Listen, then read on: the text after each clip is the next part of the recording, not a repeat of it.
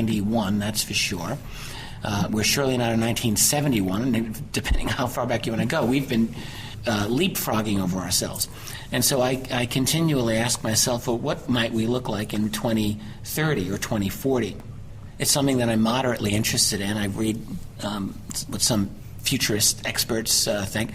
I mean, like Kurzweil is saying that we're going to be immortal by, 2040, 2050? He's trying to stay alive long enough to get to that, actually. He's popping the vitamins like they're, cherry candy. I have to pop more than he does. No, I don't think we're that far apart in terms of age. But I mean, Kurzweil and Damien Broderick, I think is another one, and he wrote a book called The Spike.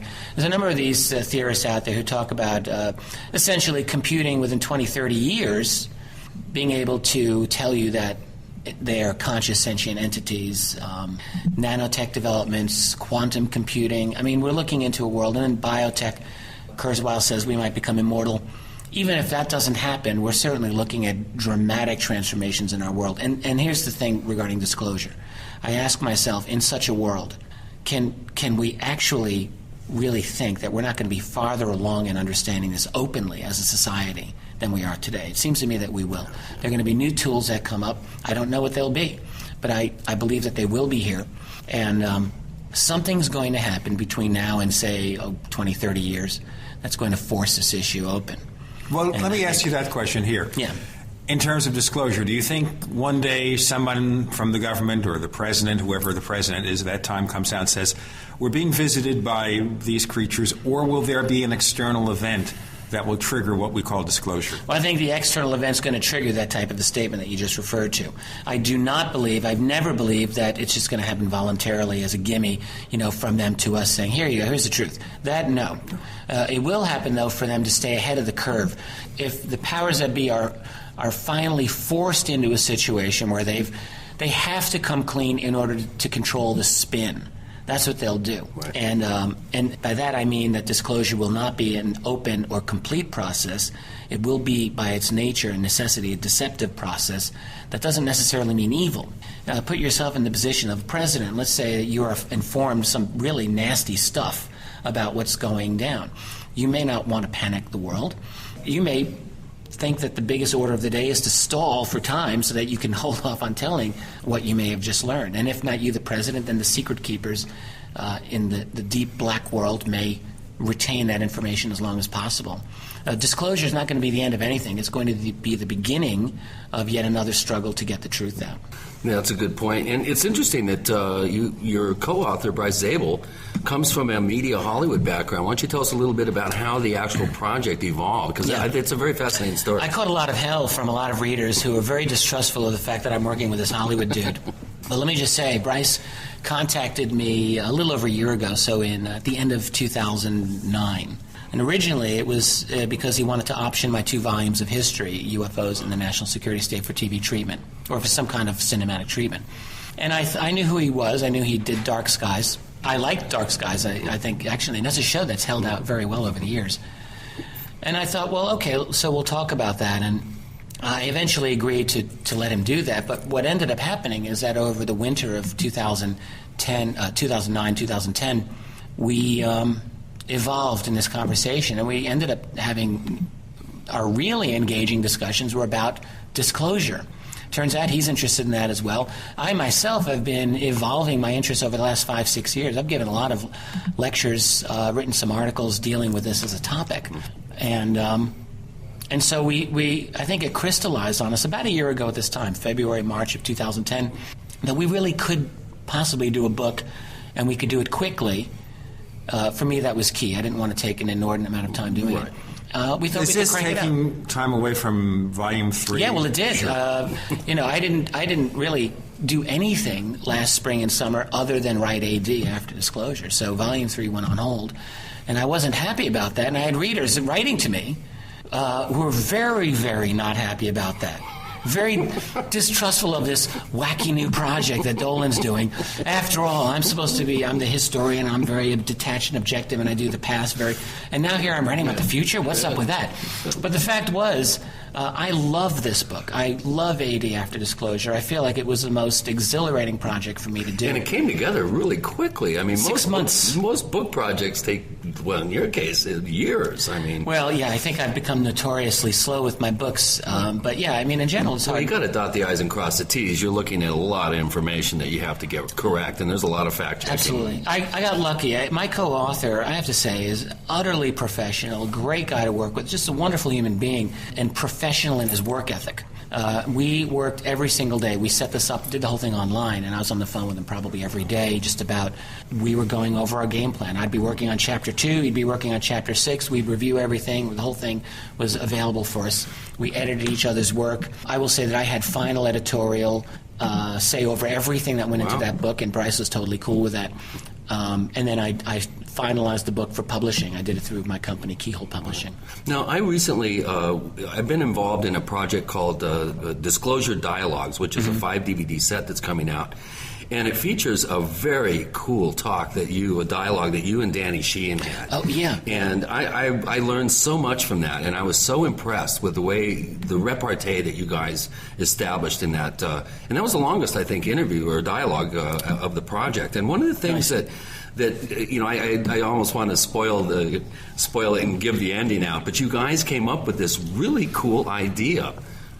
Well, we'll get into what that idea is, but we have to create what they call a cliffhanger. Because cliffhangers means we hang by the cliff. No, don't want to get into that because we don't have anybody named Cliff here. We do, of course, have Richard Dolan. He is co-author of this new book called After Disclosure. The co-host is Chris O'Brien. I'm Gene Steinberg. You're in the Paracast.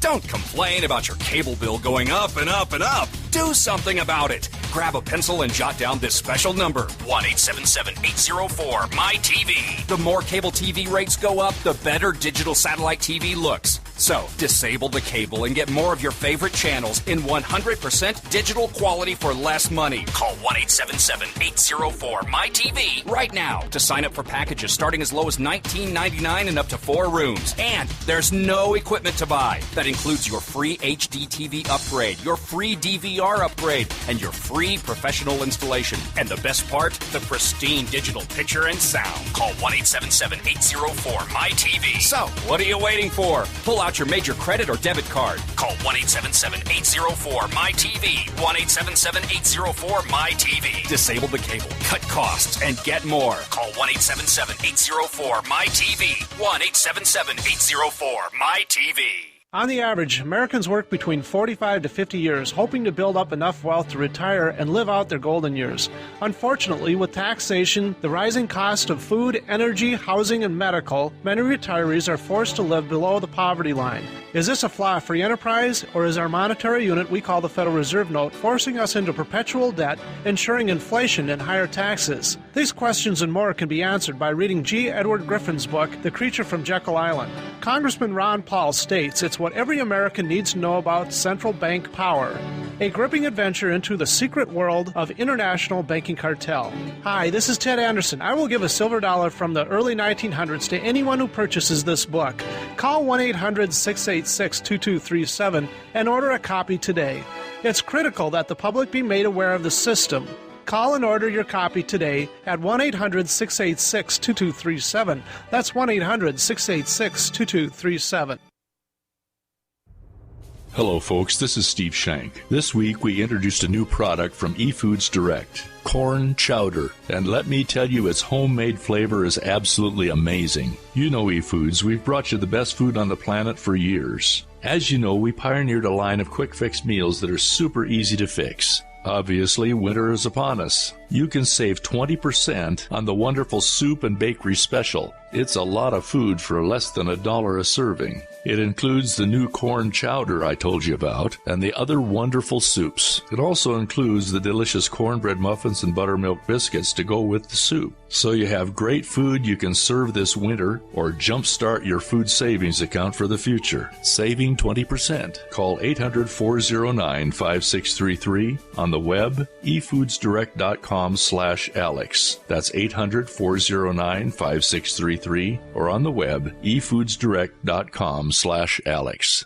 Did you know that drinking pure, high-alkaline water is one of the most important factors in maintaining high energy and vibrant health? Most experts agree that the water you drink should be at a pH level of 8 or higher. AlkaVision Plasma pH Drops, available only at alkavision.com, combine a unique formula of only the most alkaline minerals. AlkaVision Plasma pH Drops alkalize your water, ridding the body of harmful toxins, and helps you regain health and energy. Alkalizing your water by simply adding 10 drops of AlkaVision Plasma pH Drops helps the body rid itself of acidic waste, increases oxygen content, and raises the pH of your body to healthy levels. And bacteria and viruses cannot survive in an alkaline high pH environment. Order your bottle of AlkaVision Plasma pH Drops for only $29.95 at alkavision.com. That's ALKAvision.com. Or call 269-409-1776. 269-409-1776. Alkalize your body. Supercharge your health at alkavision.com today.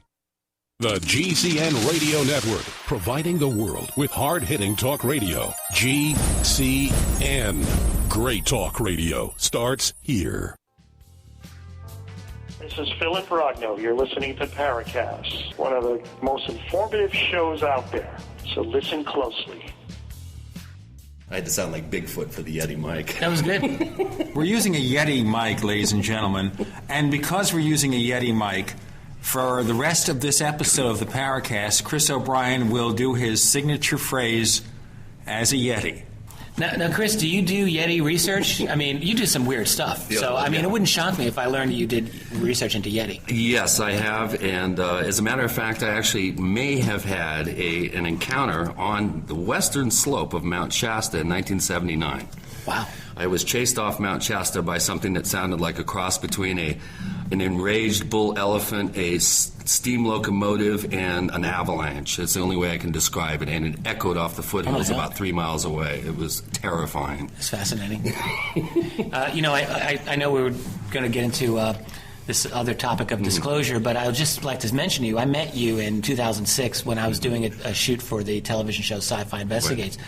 And one of the things that we did was a Bigfoot episode. Mm-hmm. And I didn't see a Bigfoot, but I did get to talk to some witnesses of Bigfoot, alleged witnesses, and all I got to say is that it was like talking to UFO witnesses. These were just straight shooting guys.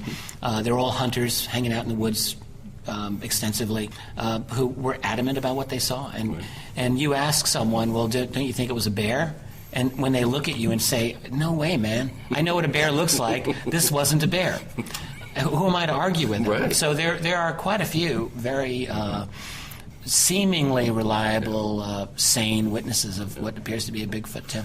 Yeah, I grew up in Washington State, so since I was a little kid, I've had a fascination with the subject. My grandfather, in 1918, lived in Hoquiam, Washington, and a friend of his was a deputy sheriff, and he was called out by a woman who had a salt fish operation with the brine barrels and the fish in the brine, and she ended up having to call the authorities to have this Bigfoot chased away because it was eating all her fish. Wow. So I've always had a fascination for the subject. It really is quite interesting. Yeah. Back to disclosure. Okay. You posed I did. a scenario in the... Mr. Hanger. Right, before we hit the cliff, or we hit the wall, depending on your point of view, you posed a question. Let's continue. Well, this conversation between you and Danny Sheehan, for some of our listeners who are not aware of who he is one of the most amazing people in this field. He argued, I think, the Pentagon Papers case. He's a lawyer, and he argued the Pentagon Papers case in front of the Supreme Court I think he was in his 20s when that happened. Yeah, he would have been young. Yeah, he was the only person that I know of that was ever given access to the Project Blue Book, classified portion of the Project Blue Book files, for instance. And the story that he told is... It's an extraordinary story, yeah. Absolutely. But at the end, you guys came up with a really good idea, which he kind of co-opted the Open Minds tag for a sort of a grassroots organization that would start within the political structure locally, but also in the churches, which I found was a very interesting approach. Mm-hmm. One thing that I have not heard in the subject of disclosure is bringing in the religious element and addressing the cultural religious element as opposed to the exopolitical element, and starting from that point. And that makes a lot of sense to me, because one of the things that you always hear is that one of the things that's holding back disclosure is that it's going to destroy the whole religious, the way the religious structure in the world is put together. And that conversation that you guys had, I think, was very illuminating. Yeah, I'm glad that you mentioned that. I had a very nice time talking with Dan. He's a very brilliant man. One of the things that I feel is that the whole argument of religious collapse in disclosure is vastly overstated, overrated, and I just don't think that, at least if there's going to be change, it won't happen immediately in the world religions. It might happen after several generations. I think that's likely. But I don't think we're likely to see a major collapse. You talk to people of faith, no matter what that faith happens to be, whether they're fundamentalists, I think, except for fundamentalism. Well, what's going to happen with fundamentalism? Let me just jump into that, because in researching that, I found that to be the most interesting variable of the whole religious paradigm, which is that people who are like evangelical Christians are going to look at the UFO phenomenon and ET in a very particular way, and they see that as a Luciferian or even demonic type of phenomenon. I would say probably 90% or more will look at it that way. And so after a disclosure event occurs, we can assume that they're going to see that this is either the Antichrist or the second coming or something out of Revelations, or something that's just simply demonic. Lucifer is considered the prince of the powers of air, for example. So they're going to take a very hostile approach to this new reality.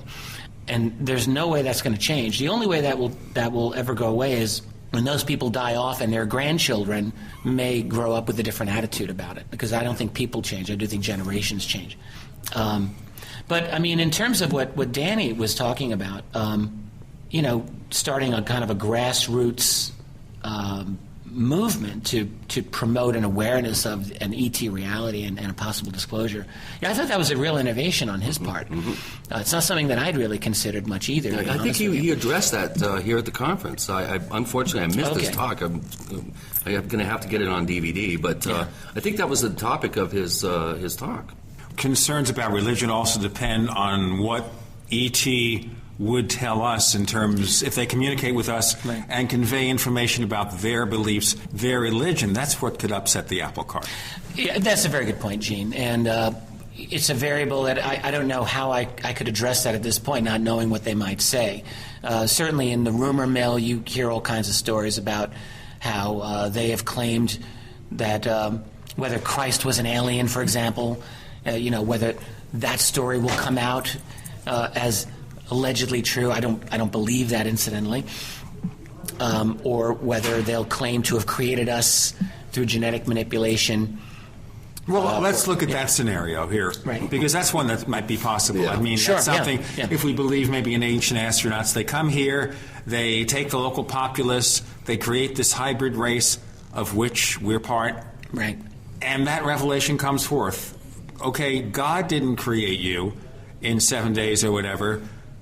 It didn't happen with Adam and Eve. Adam and Eve is basically the two hybrid creatures we created. They procreated and created you. Okay, how do they react to that? How would religions react to that? That's a big if they actually come out and say something like that. I'm doubtful that would actually come right out in such a manner. In fact, I'm doubtful at all that when we have a disclosure that there'll be any ETs to present. Right. I'm just skeptical. My feeling is that we'll get to a point where we are sufficiently able to prove as a society that they're here, but we may not have the ability to drag them down and put them up on a stage yet. So in that case, I think disclosure will be very unsatisfactory. We'll have a lot of open questions and a lot of debates. But if, let's say that one of their entities makes such a statement, that we've genetically modified earlier versions of Homo sapiens, for example, I still don't really think that the religions are going to collapse. I don't think people change that radically once they hit the age of, say, 30. I think they're pretty much done for the rest of their lives. Oh, boy, there's no hope for you, Gene. Well, I'm 50 or 60 times that age. I'm as old as the hills. Brad Steiger said that I was here before the dinosaurs ruled the earth. So we have to bear that in mind. Just be kind to your elders. Well, how do we know then they're not dinosaurs coming back to reclaim Earth? They already became a spacefaring civilization, and now they're coming back. Richard Dolan joining us. He is co-author of a book called After Disclosure, and we will have lots more coming up. I'm Gene Steinberg. The co-host is Chris O'Brien. You're in the Paracast.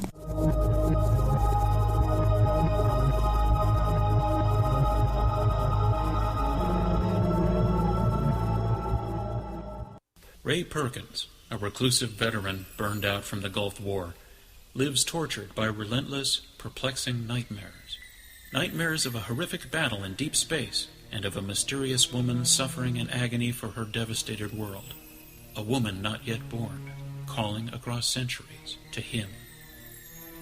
Then, a coincidence leads him to his destiny, his chance to alter the universe. Attack of the Rockoids. The former fiction editor for Star Wars and Indiana Jones, Robert Simpson, writes, "The soul of the novel Attack of the Rockoids lies in its heart and passion for building a convincing tale of a love that spans the galaxy, a thrilling story. Attack of the Rockoids is available now. Read a sample chapter and get a special discount off of the cover price at our website, rockoids.com. That's ROCKOIDS.com. Attack of the Rockoids, a novel in the grand science fiction tradition." The food storage industry leader has done it again. Introducing FDG Clubs and Survival Bucks from the Freeze Dry Guy. For over 39 years, the Freeze Dry Guy has served various government agencies and the private sector with the finest in storable foods and emergency rations. If you've wanted to build emergency food supplies but couldn't afford it, now you can. Go to freezedryguy.com, click on products, and look for the Freeze Dry Guy Clubs to pay as you go. Now you can build food storage without going into debt. Choose from a payment range of $95 to $450 per month. Our clubs work with everyone's budget. Plus, when you join Freeze Dry Guy Clubs, you'll get additional rewards. For example, this month, get 10% back in Survival Bucks on all purchases in the Freeze Dry Guy product line, plus free shipping within the lower 48 states on any order amount. Hurry, go to freezedryguy.com or call 866-404-3663. That's freezedryguy.com or call 866-404-3663. The Freeze Dry Guy, the best you can buy. We all know that Berkey Water Purification Systems are the most trusted name in water filtration. As an authorized Berkey dealer for over 5 years and serving thousands of satisfied customers, the Berkey Guy offers amazing specials for Berkey water filtration systems. The Berkey Light systems include a set of self-sterilizing and recleanable black purification elements that purify water by removing chlorine, pathogenic bacteria, cysts, and parasites to non-detectable levels and remove harmful chemicals such as herbicides and pesticides. Order the Berkey Light system today, complete with 2 black Berkey elements for only $209, and the Berkey Guy will include 3 sport Berkey water bottles and ship everything to you free of charge. That's right, 3 sport Berkey water bottles and free shipping. An $87 value, yours free. Call the Berkey Guy at 1-877-886-3653. That's 1-877-886-3653. Or order online at goberkey.com. That's goberkey.com today. It's the winter cold and flu supplement sale at herbalhealer.com. Take advantage of Herbal Healer Academy's incredible savings on the best cold and flu supplements available. Many of you know elderberry is exceptional against viral infections. Right now, Herbal Healer Academy has Elderberry Power, regularly priced at $16.95, now incredibly low at only $10 for 60 vegetarian caps. For children and seniors, our Herbal Healer Academy Flew Away Elderberry Liquid is only $13 for a 4-ounce bottle. Also on super sale, olive leaf capsules, oregano oil plus capsules, and our incredible Respirate formula, Oregacillin Physician Strength capsules for your lungs. Normally $34.95, now just $25. Hit the winter specials link at herbalhealer.com for these cold and flu supplement specials and other on-sale products like apple cider vinegar, brain power, and neuro recovery. New customers get a free catalog with your first order. Log on and hit the winter specials now at herbalhealer.com. America's #1 source for independent talk radio for over a decade. We are the GCN Radio Network. We want to hear from you. If you have a comment or question about the Paracast, send it to news@theparacast.com. That's news@theparacast.com. And don't forget to visit our famous Paracast community forums at forum.theparacast.com. Get in on all the action at forum.theparacast.com. We're back with the Paracast on location. I mean, this is such a rare thing with the Paracast that we're on location, on the scene, talking to Richard Dolan, co-author of the book After Disclosure, and we're speculating. What? Once disclosure happens, fun. kind of like that. Chris, you pick up on the question.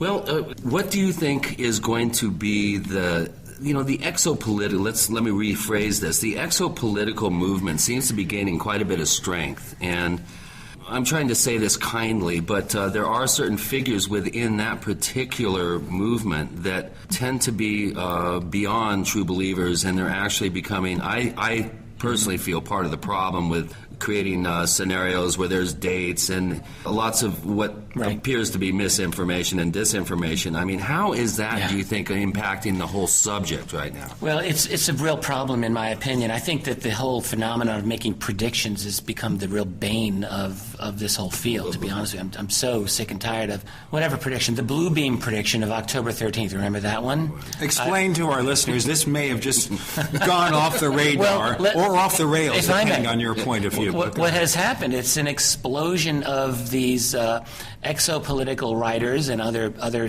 self-appointed experts who are in love with the fact that they can make a prediction about either an imminent disclosure by President Obama. He's bought airtime, folks.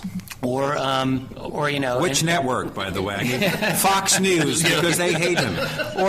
Or the sighting of an ET fleet that will be here that will appear in such and such a place on such and such a date, and these predictions are always wrong, and when they're right, it's only by coincidence. Look, I can make an UFO sighting prediction on any day of the year, and I'll probably be right, because there are UFO sightings every single day.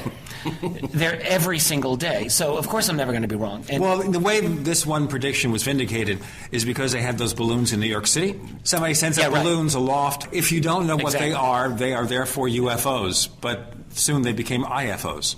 Absolutely correct. And it's an embarrassment, and it's an annoyance to anyone who's trying to do their research seriously. I like to think I try to be serious. So I try to stay away from those types of people, and the day may come when some of us have to take our gloves off and duke it out a little more openly. And if I ever have to do that, then I'll just do it. You heard it here first, folks. First here on the Paracast, we're talking about Richard Dolan, who's a very mild-mannered... I'm good at being a chicken, man. I'll avoid a fight at any chance I can. He's got the glasses. I also have reading glasses. Everybody's wearing glasses but me. There they go. Okay. Anyway, he is a mild-mannered reporter for...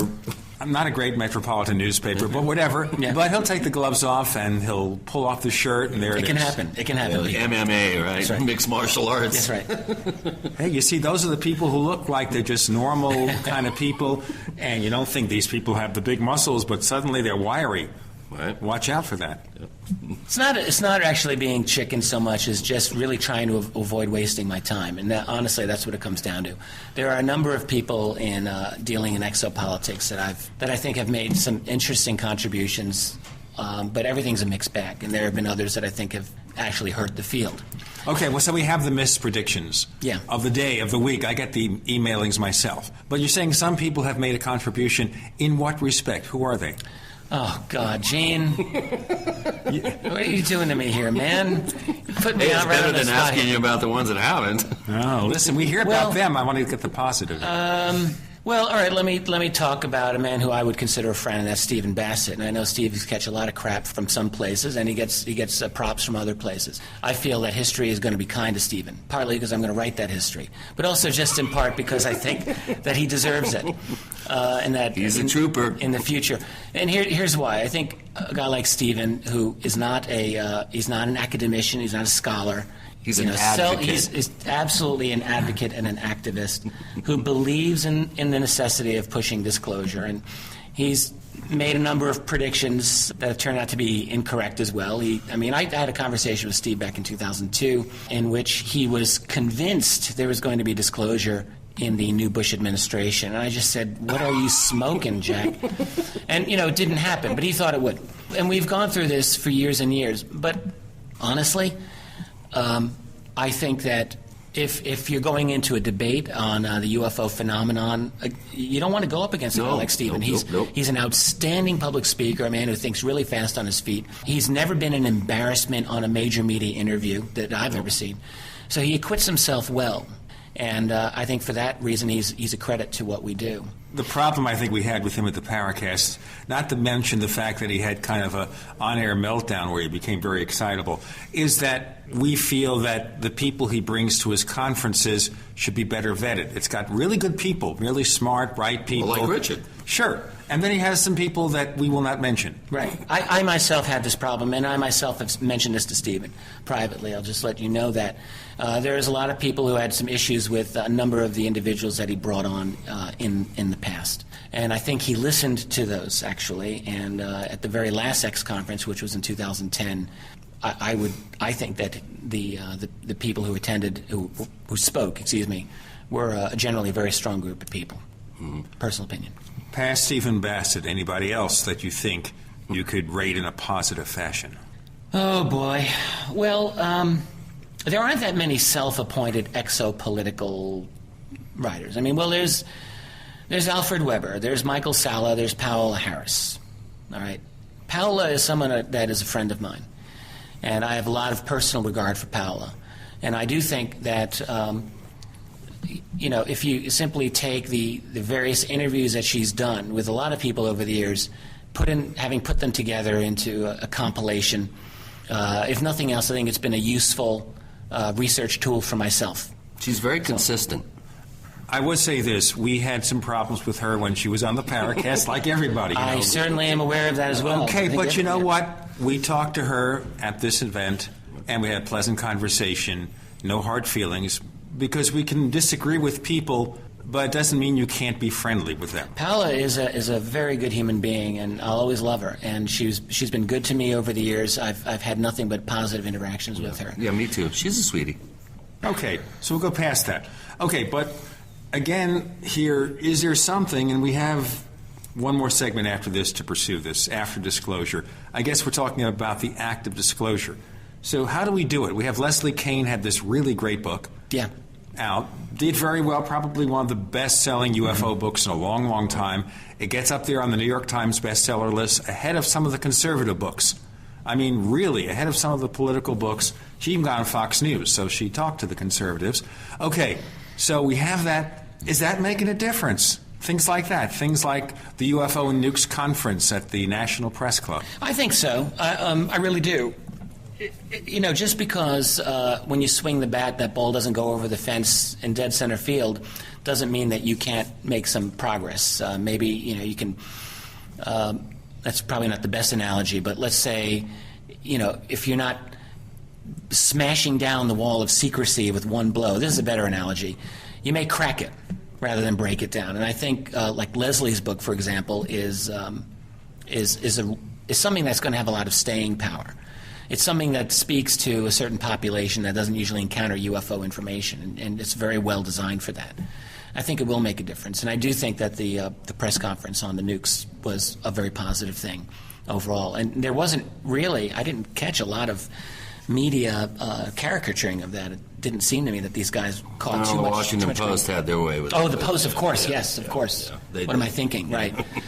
Yes, they did. We have to mention, to be positive, that thanks for bringing that up. One of our favorite guests on my tech show, the Tech Night Owl Live, is the personal technology correspondent for the Washington Post, a fellow by the name of Rob Pecoraro. But, that doesn't mean that we validate anything else you read in the newspaper. Yeah. It's just that he's a nice guy, and we enjoy having him on the show. The book, by the way, and we're going to have another segment coming up with Richard Dolan, the book is called After Disclosure.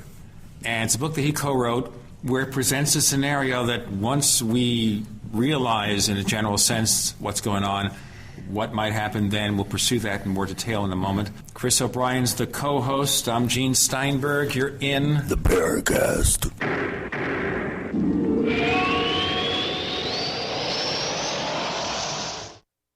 Graphic Converter is the image manipulation tool for the rest of us. It does not use any database. You get full control of all your files. Want to view the images of a folder? Drag it into Graphic Converter, and a powerful browser opens up to show your image files. You could use it for slideshows. You could use it to import images from digital cameras or from scanners. Need to do some image editing? You can do that too in Graphic Converter. Also print catalogs. Convert from so many formats I can't even list them. Download now to see if Graphic Converter is good for you, like 1.5 million other users. Guess what? You could save money when you buy Graphic Converter. Use the coupon code Night Owl. Use the coupon code Night Owl to get a special price for Graphic Converter. Go to lemkesoft.com. That's LEMKEsoft.com. lemkesoft.com. LEMKEsoft.com.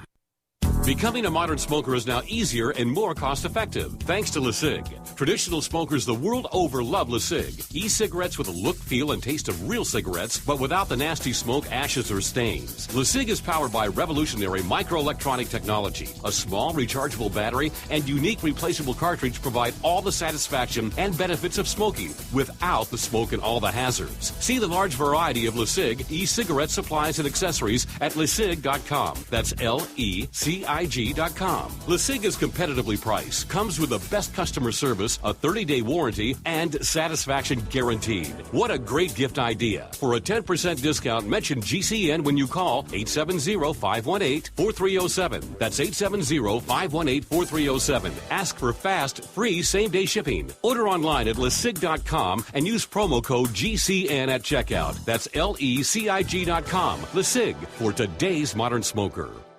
There's mounting evidence suggesting that there are people, governments, corporations, and whole professions intent on short-circuiting humanity's well-being. GMO, food legislation protecting big agriculture, the attempted elimination of vitamins and alternative medicines, it seems their hand has been tipped. They want to dictate your health, wealth, and your longevity. Whatever the outcome, we have a solution. Wild edible food. Why worry about food when all has been provided? We imagine that we were ejected from the garden and never invited back, but the garden's still here. There is an endless wild abundance which grows all over our green earth, just waiting for you to wake up and see it. Let author Linda Runyon teach you how to see, know, get, prepare, store, and eat wild edible food. Save money, add nutrition, and ignore the noise when you go shopping in nature's supermarket. Go to ofthefield.com and get started today. Or call 1-888-51-EAT-FREE. That's ofthefield.com or call 1-888-51-EAT-FREE and begin to see a different world. 9 years, thousands of clients worldwide, amazing results. And here's more proof of the effectiveness of how Heart and Body Extract supports good circulation and healthy arterial flow. My name is Crystal. I'm a 45-year-old and live in Houston, Texas. I was diagnosed with having mitral valve prolapse 10 years ago. My cardiologist said surgery and drugs was the only thing he could offer me. What did Crystal do? I ordered Heart and Body Extract in August 2006. When I first took my first 15 drops, I embraced the formula and could even feel the goodness of the formula starting to work. Clean, clear arteries are happy arteries after using Heart and Body Extract. Learn more at hbextract.com or call 866-295-5305. That's hbextract.com or call 866-295-5305. HB Extract comes with a 100% ironclad money-back guarantee. Details at hbextract.com or call 866-295-5305 for Heart and Body Extract. Are you tired of searching for great talk radio? Something more important. Search no more. We are the GCN Radio Network. This is Leslie Kane, and I'm with the Coalition for Freedom of Information, and you are listening to the Paracast. So when you do that, does that create an echo? Do you reverb that or what? No. Chris has natural reverb. Wow. He has 3 diaphragms. Wait till they say that people who hate the Paracast are now going to post this stuff saying, Gene Steinberg said that Chris O'Brien has 3 diaphragms. No, ladies and gentlemen, he has 5. We don't have that much time left here, so let's do it in a positive way here. Go ahead. Sure. What was the toughest thing that you and Bryce had to deal with in coming up with the scenario for the book, and the thing that created the most work for you guys? Wow, it's a great question. Honestly, I have to tell you, every single chapter of that book was an adventure for me personally to go through because all of it was new. Except, well, there were 2 historical chapters that I wrote most of those that sort of set the groundwork for the reader. That was probably the easiest. Right. Even those were difficult because in one of those I sort of laid out my idea of what I call a breakaway civilization, and that's, even trying to conceptualize that isn't the easiest thing sometimes for me to do.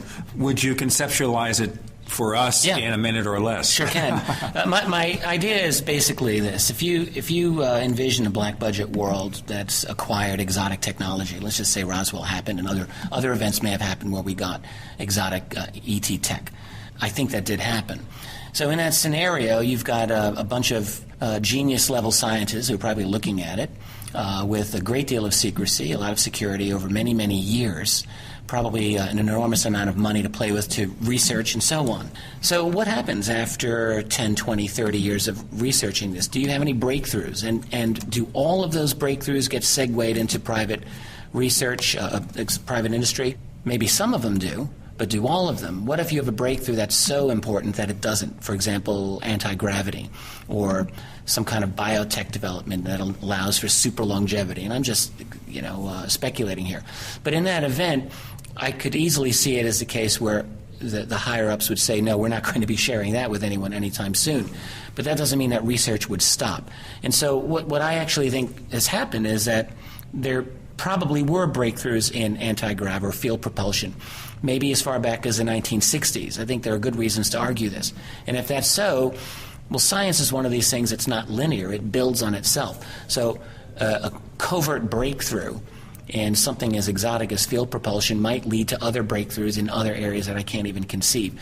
At a certain point, you've got a group here that's on a totally different level of science and technology than the rest of the world, and with very possibly the ability, maybe, to even to go off-world. And if so, are they having interactions with these other entities that might, in turn, change their own worldview or cosmology? If all of these things are the case, as I speculate, then in a sense we are talking about a separate civilization, one that's broken away from our own, hence a breakaway civilization. That's the idea. And it is something that I think is possible and that I think may be one of the factors involved in the UFO cover-up. One of the things we talk about occasionally in terms of cover-ups is the participation of so-called military or government disinformation agents in the UFO field, feeding us fake information, things that, aren't tantalizing, but they're never true. So doesn't that make it an awful lot more difficult, if that's happening, of course, to figure out where the real stuff begins and ends? Yeah, absolutely. It's never easy. Doing this field is like doing a 5,000-piece jigsaw puzzle with fake pieces tossed in, a bunch of pieces taken out, and someone screaming over your shoulder, you're doing it wrong all the time. That's our field. And with no image, just either all white or all black puzzle. Right. So, I don't pretend that I'm going to be any better than the next guy at getting to the core of the truth and knowing it for all time, but I'm just doing my best to figure it out. Let's pursue this just a little bit more in terms of after disclosure, in terms of the revelation comes however it comes. Right. Okay. So we look at private industry, the oil industry. Okay, maybe we have some source of energy that makes the internal combustion engine obsolete. Forget about plugging it into your wall socket and doing it as we're starting to do now. So what happens? Wouldn't they want to stop it? Absolutely. Before it happens? Oil is maybe at the heart of this problem. And, Chris, earlier you asked what was one of the hardest things for me to write about. Well, this is one of them. Writing about the effects of on petroleum and trying to understand the place that petroleum takes within the UFO cover-up in general. Look, whatever these objects use to get from point A to point B, we can assume it isn't petroleum. So, and in the event that a disclosure... At least we hope not. Oh, God, right? Wouldn't that suck? But I don't think it is. Anything that can allow them to fly silently, stop on a dime, make a right, no radius turn, and all of this, I think is a little niftier than petroleum. And so when there's a disclosure announcement, really, how long is it going to take before some bright journalist says, hey, wait a minute, so what's up with petroleum? And it's going to be on the table. And at that moment, I mean, it's not simply that petroleum is the largest industry in the world, which it probably is. It's certainly the two most profitable companies in the world, I believe, are Gazprom of Russia and ExxonMobil, and they're petroleum companies. It's not just that, though, but it's that the entire global financial system is in many ways dependent on petroleum. We don't use the phrase petrodollars for nothing. It infuses, the price of any product that you can purchase much of that has to do with the amount of energy that went into making it and transporting it, and that comes down to petroleum. So it infuses our whole global economy, and if that becomes obsolete, clearly we're talking about massive changes in the global economy, global financial system. All those trillions of dollars that the plutocrats have wrapped up in petroleum assets suddenly go poof. Now, that may not be a big deal for the average guy in the street, but it's going to have massive political ramifications for all of us. Now, in the long run, certainly, I think we can all agree the world needs to move beyond petroleum. This is not going to be a sustainable source of energy for us for a lot longer. So you can't say drill, baby, drill very much longer. Well, even if you did, even if we had an infinite supply of petroleum, I mean, look what we're doing to the world. How many more years are we going to do this before we completely trash the entire Pacific Ocean? We've got some real problems, and petroleum can't get us, I think, as a society, as a species, to where we want to be in the next century or two. So we need something else. And I do believe that the UFO phenomenon offers, whatever that answer is, I think it's within the UFO phenomenon. Chris, you want to pick up on Yeah, and I agree. And I don't think we're going to have any sort of disclosure until they figured out, in terms of if it's having to do with energy, free energy, because nothing is free in this world. And they're going to have to figure out a way to put a meter on free energy before any sort of agreement by the petrol companies to get involved. Yeah, I suspect you're absolutely right on that. Absolutely. Because, the world is not just going to change into everyone holding hands and singing Kumbaya. There's still going to be power groups, and they're going to want to maintain their power. Right.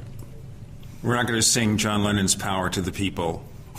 Maybe we will, but there's going to be the guys on the other side as well. They may have their own song, Power to Us. Yeah, right. Well, that's the big question here, too. After all this, you got the book out there. Do you have a feeling when this might happen? Well, I don't like making predictions, but I do think that disclosure will happen. One thing I'll say is I think it'll happen fast.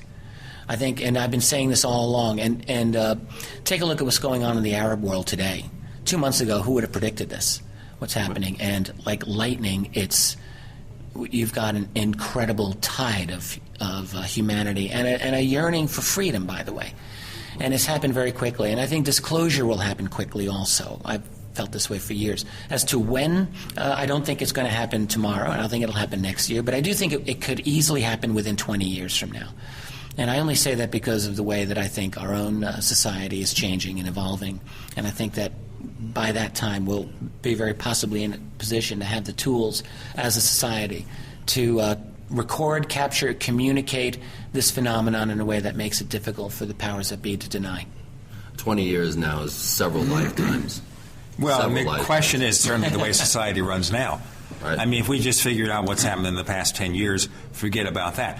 But, of course, the final question would be then, do we even have any control over it? Well, we have some control. We have control over our own actions, and we have control over whether or not we can panic or not panic. One of the messages that I really wanted to impart the reader with at the end was no fear. I really think that fear not only is just a bad idea in general, but also unnecessary in the sense that I think intelligently we would be able to get through the disclosure process in a way that's actually beneficial for humanity. It doesn't have to end up in a fascist global police state. It might, and we'll have to fight to make sure it doesn't, but it can end up in a positive way. Okay, Rich Dolan, where do we find more of the stuff that you do? My website's keyholepublishing.com, just like looking through a keyhole, Keyhole publishing. It's got everything you need right there. Rich Dolan, thank you so much for joining us this week on the Paracast. Oh, man, you rock, dude.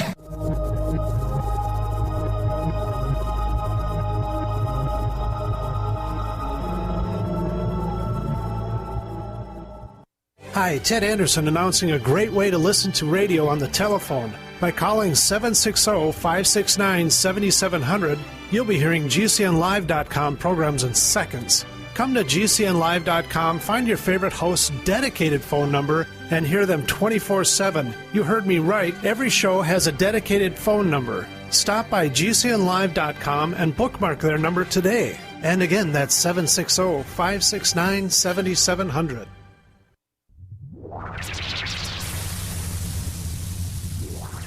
Welcome back to the Paracast, the gold standard of paranormal radio. And now, here's Gene Steinberg.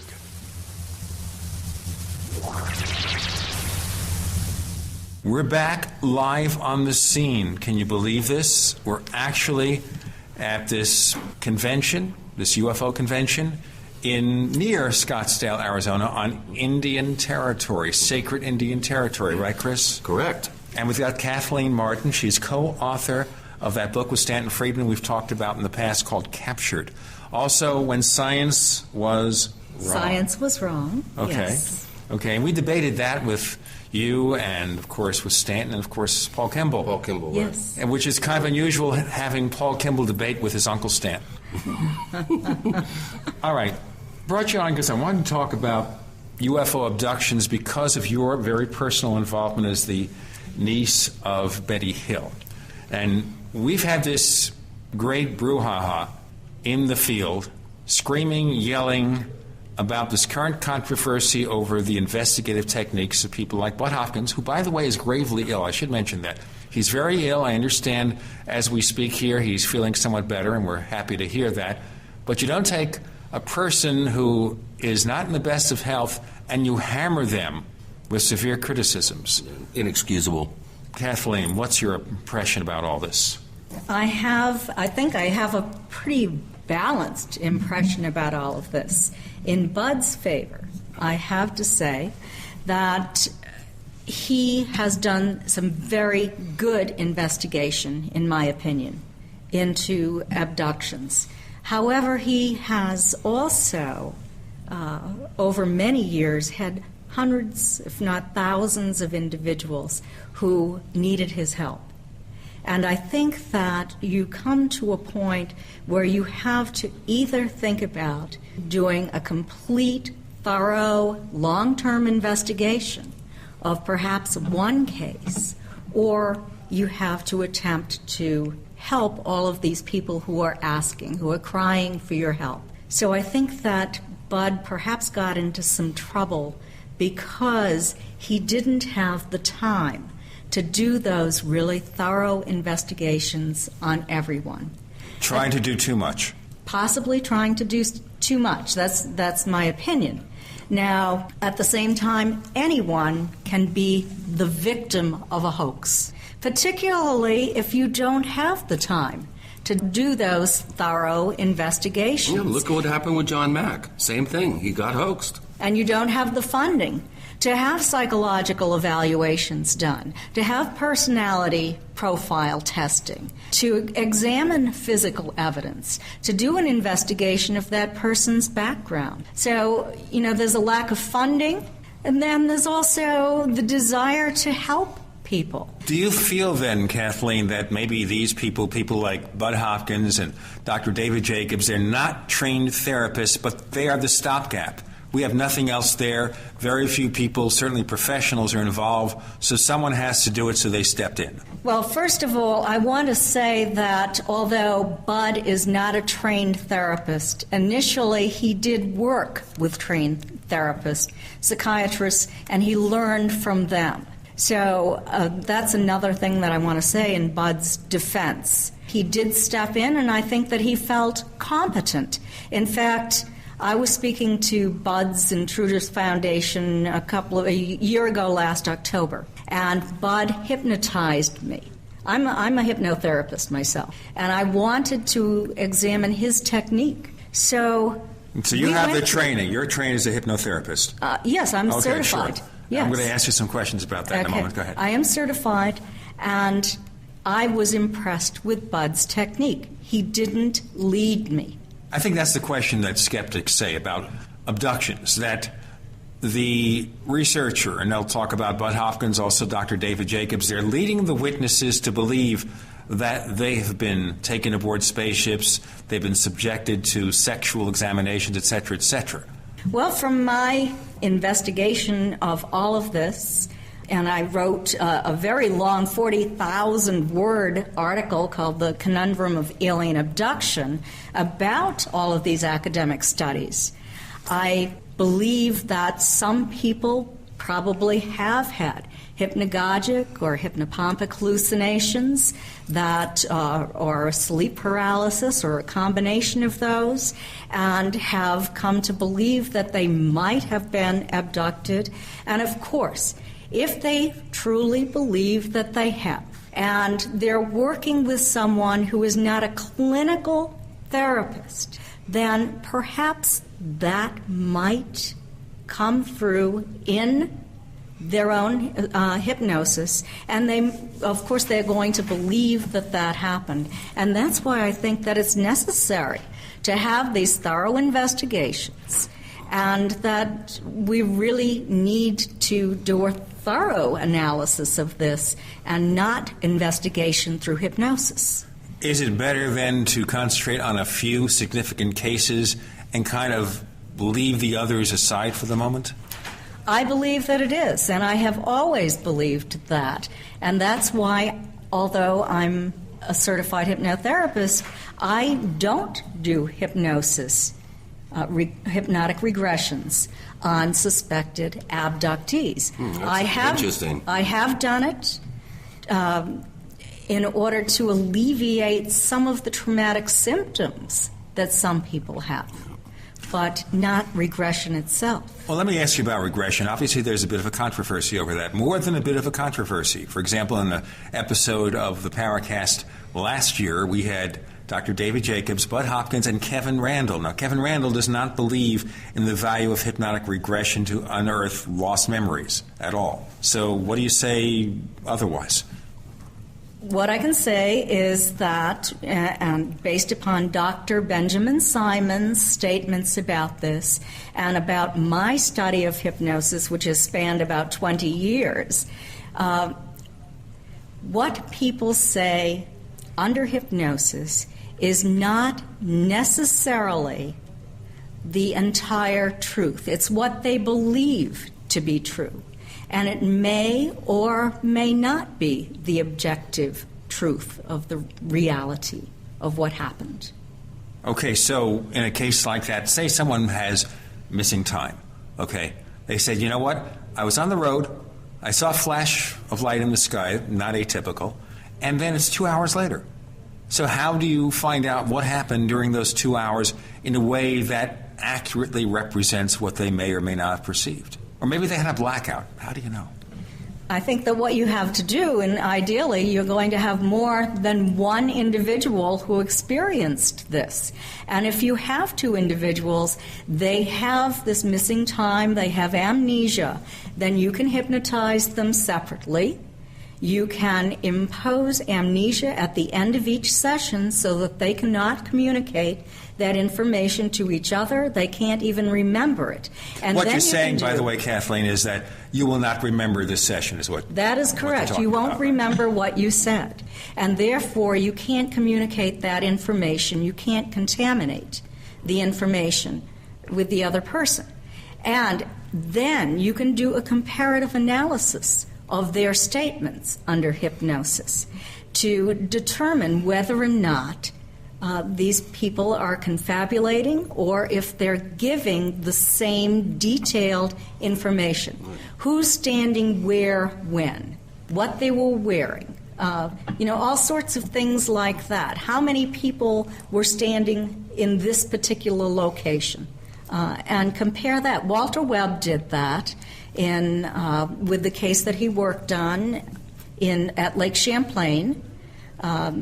Maybe for our listeners' sake, because we have a lot of new listeners since we joined the network, and we're running out of time for this segment, but maybe on the next segment, tell us about the case that Walter Webb investigated so we get more of a sense of what happened, what went on, and our listeners can put this in perspective this way, because, otherwise it's shop talk and people don't realize it. I want to tell our listeners, by the way, when we know about the guests in advance, we always have a place in the Paracast forums for you to ask questions. In the case of this convention here, well, you know what? It's not something that we can prepare for in advance. We're getting the best, really good guests that we can. Kathleen Martin joining us here on the Paracast. My co-host is Chris O'Brien, who is now exercising his pipes because he's going to say you're in the Paracast.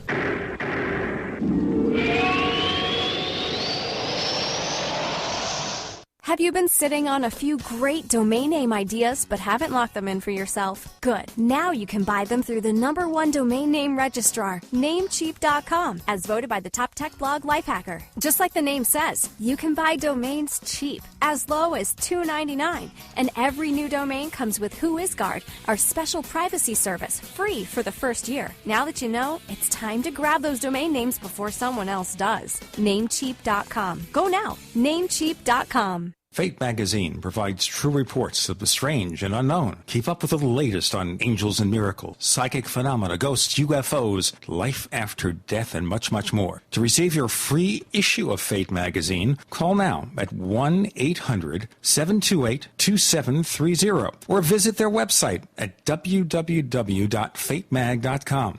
That's 1-800-728-2730. What are you waiting for? Your fate awaits. Good day, Jim Newcomer from Midas Resources. March 4th, 2011. Gold opened this morning at $14.1940. A 1-ounce gold coin can be purchased for $14.55.95, $7.27.97 for a half ounce, or $3.63.99 for a quarter ounce. That's $14.55.95, $7.27.97, or $3.63.99. The Constitution and the Bill of Rights have been reduced to old relics politicians ignore, trample with their outlandish, overreaching policies. Your support of the Campaign for Liberty stands in the way of this insidious process. Hi, this is Ted Anderson. I've teamed up with the Campaign for Liberty to offer the authentic proof quarter-ounce pure gold coin. For only $390 plus shipping, Midas will donate $100 to this incredible organization. Help fight big government by ordering your gold coin at 800-686-2237. You get to win twice by owning gold and fighting an overreaching government. Call 800-686-2237. Again, that's 800-686-2237.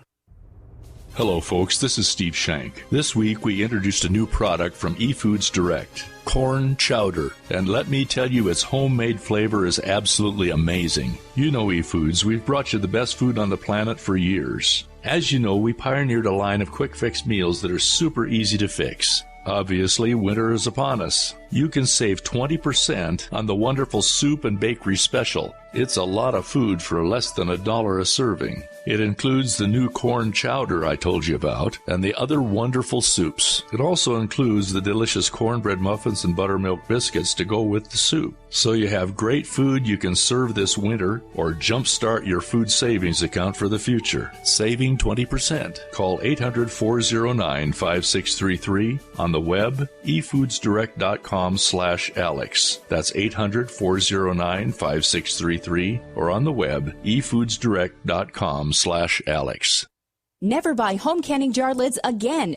No kidding. When you buy Tadler reusable canning lids once, you'll never buy canning lids ever again. Safely store emergency preparedness foods for years. Traditional metal lids are single-use throwaways containing BPA. But Tadler reusable canning lids are guaranteed to last a lifetime when used as designed for home canning. Tadler lids are made with a USDA and FDA-approved food-grade plastic, safe for direct food contact, and contain no BPA. Tadler lids are dishwasher safe, usable with standard pressure or water bath canning, eliminate food spoilage from acid corrosion, fit standard mason jars, are indefinitely reusable, and are proudly made in the USA. Place orders at reusablecanninglids.com or call 1-877-747-2793, 877-747-2793. Call 877-747-2793 or go to reusablecanninglids.com. That's reusablecanninglids.com for Tadler reusable canning lids, the original since 1976.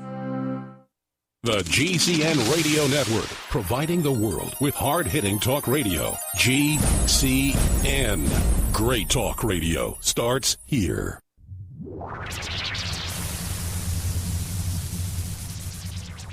We want to hear from you.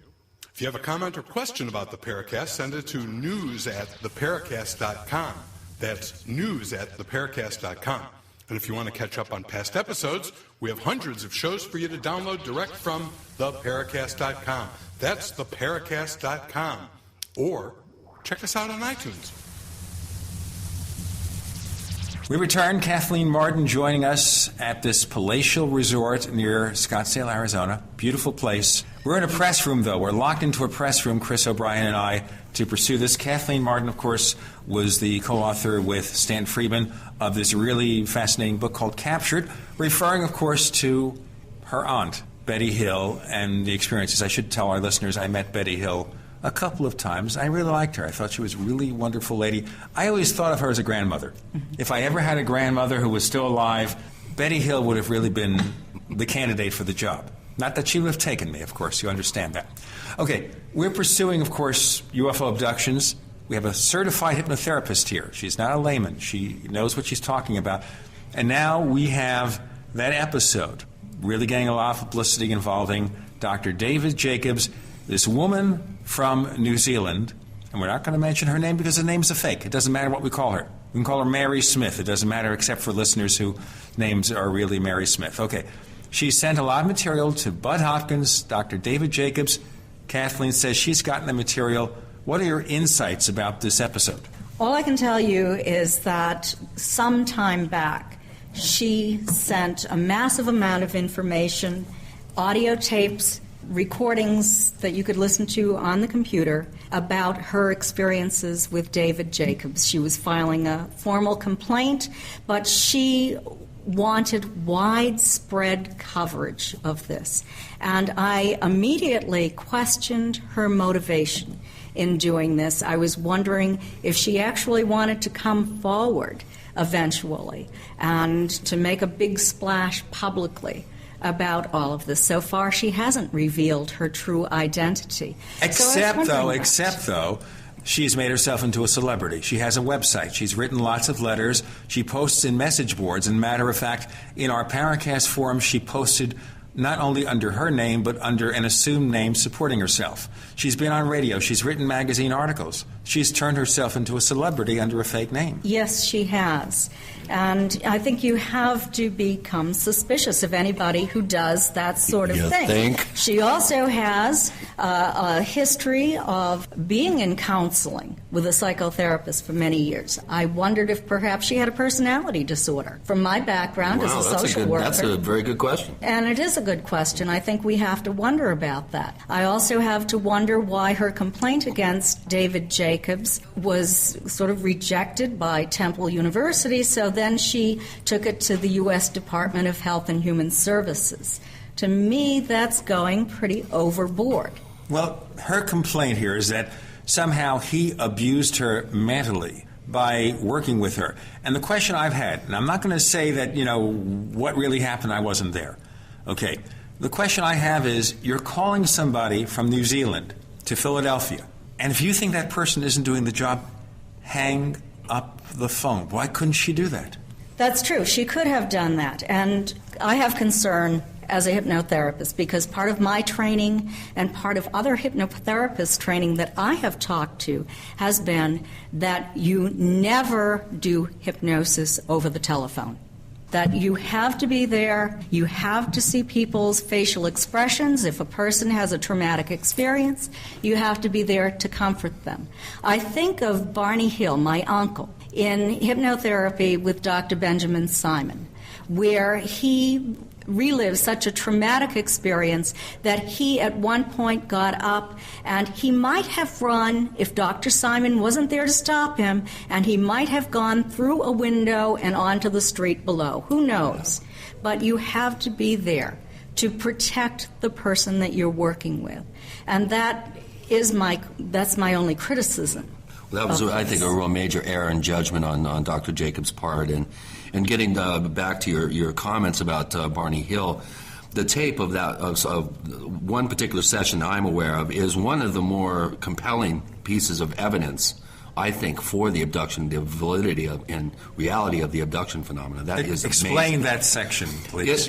He would have to be an Academy Award-winning actor to portray his experiences under hypnosis the way that he did. It came across so real to me. It's always struck me as being a very, very important piece of evidence supporting the validity of the abduction phenomenon. Well, some people will say that you can become traumatized when you're confabulating information as well. But I want to stress the fact that on September 25th, 1961, only 5 days after the encounter that happened in the very early morning hours of September 20th, 1961, Betty wrote to Major Donald Kehoe, and she talked about these figures that Barney observed on board that craft being dressed in shiny black uniforms, and that he was terrified by this, that he had run back to the car and stated to Betty that he thought that they were going to be captured if they didn't get out of there. Only a month later, he stated to Walter Webb, the original NICAP investigator, and I quote, "They were strangely not human." And I think that that's something that we've overlooked in this investigation and not placed enough emphasis on. You know, I wanted to ask you, since you mentioned Walter Webb, and we didn't get back to it before, we just touched upon it, the case that he was involved in that you were about to summarize. So let's pick up on that. Yes, the case he was involved in is in his book, Encounter at Buff Ledge. He worked with two individuals.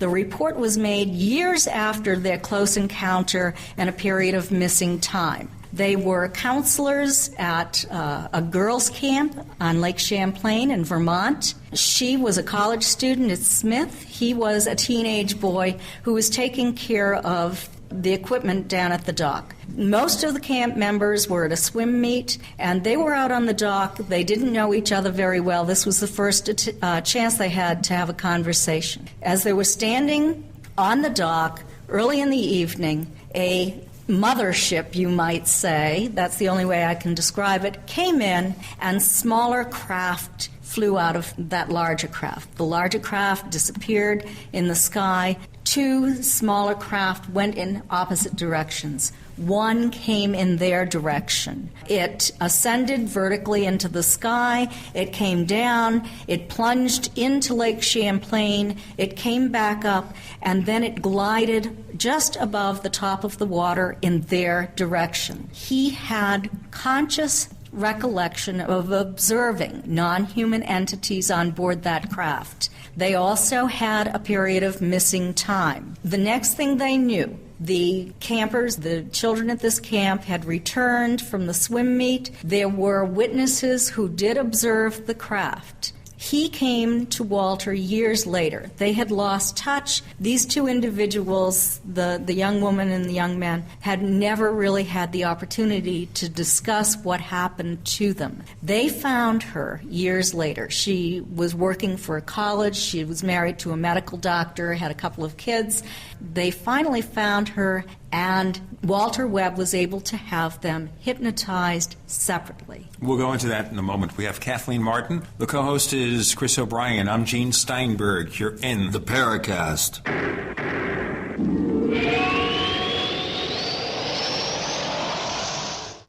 Ray Perkins, a reclusive veteran burned out from the Gulf War, lives tortured by relentless, perplexing nightmares. Nightmares of a horrific battle in deep space and of a mysterious woman suffering in agony for her devastated world. A woman not yet born, calling across centuries to him. Then, a coincidence leads him to his destiny, his chance to alter the universe. Attack of the Rockoids. The former fiction editor for Star Wars and Indiana Jones, Robert Simpson, writes, "The soul of the novel Attack of the Rockoids lies in its heart and passion for building a convincing tale of a love that spans the galaxy, a thrilling story. Attack of the Rockoids is available now. Read a sample chapter and get a special discount off of the cover price at our website, rockoids.com. That's ROCKOIDS.com. Attack of the Rockoids, a novel in the grand science fiction tradition. This is not a drill. Repeat, this is not a drill.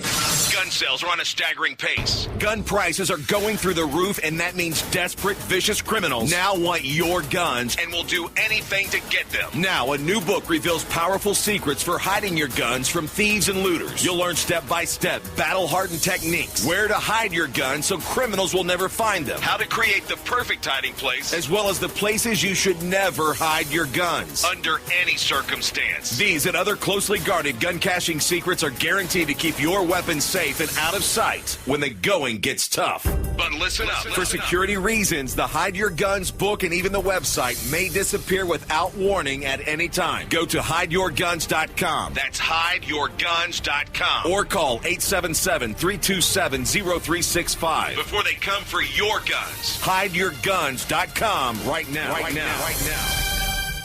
Before you throw away your used batteries, you need to listen to this. Now, going green can save money. Go green and save money by giving life to your used batteries by charging them with the Renaissance Charger. The Renaissance Charger uses a new revolutionary battery charging technology that effectively extends the life of new batteries and gives new life to used batteries. Invented by legendary audio genius John Bedini, this unique and patented charging system rejuvenates the electrochemical plate structure in the battery without additives, increasing capacity and maintaining cell integrity. Renaissance Charge offers a full line of products made in the USA for all types and sizes of batteries. Find out why our customers tell us the Renaissance Charger is the only battery charger they will ever use. Save your money. Save the environment. Visit us online at r-charge.com. That's r-charge.com, or call us at 208-772-4514. That's 208-772-4514. Be a part of the revolution today. Did you know that drinking pure, high alkaline water is one of the most important factors in maintaining high energy and vibrant health? Most experts agree that the water you drink should be at a pH level of 8 or higher. AlkaVision Plasma pH Drops, available only at alkavision.com, combine a unique formula of only the most alkaline minerals. AlkaVision Plasma pH Drops alkalize your water, ridding the body of harmful toxins, and helps you regain health and energy. Alkalizing your water by simply adding 10 drops of AlkaVision Plasma pH Drops helps the body rid itself of acidic waste, increases oxygen content, and raises the pH of your body to healthy levels. And bacteria and viruses cannot survive in an alkaline high pH environment. Order your bottle of AlkaVision Plasma pH Drops for only $29.95 at alkavision.com. That's ALKAvision.com. Or call 269-409-1776. 269-409-1776. Alkalize your body. Supercharge your health at alkavision.com today. America's #1 source for independent talk radio for over a decade.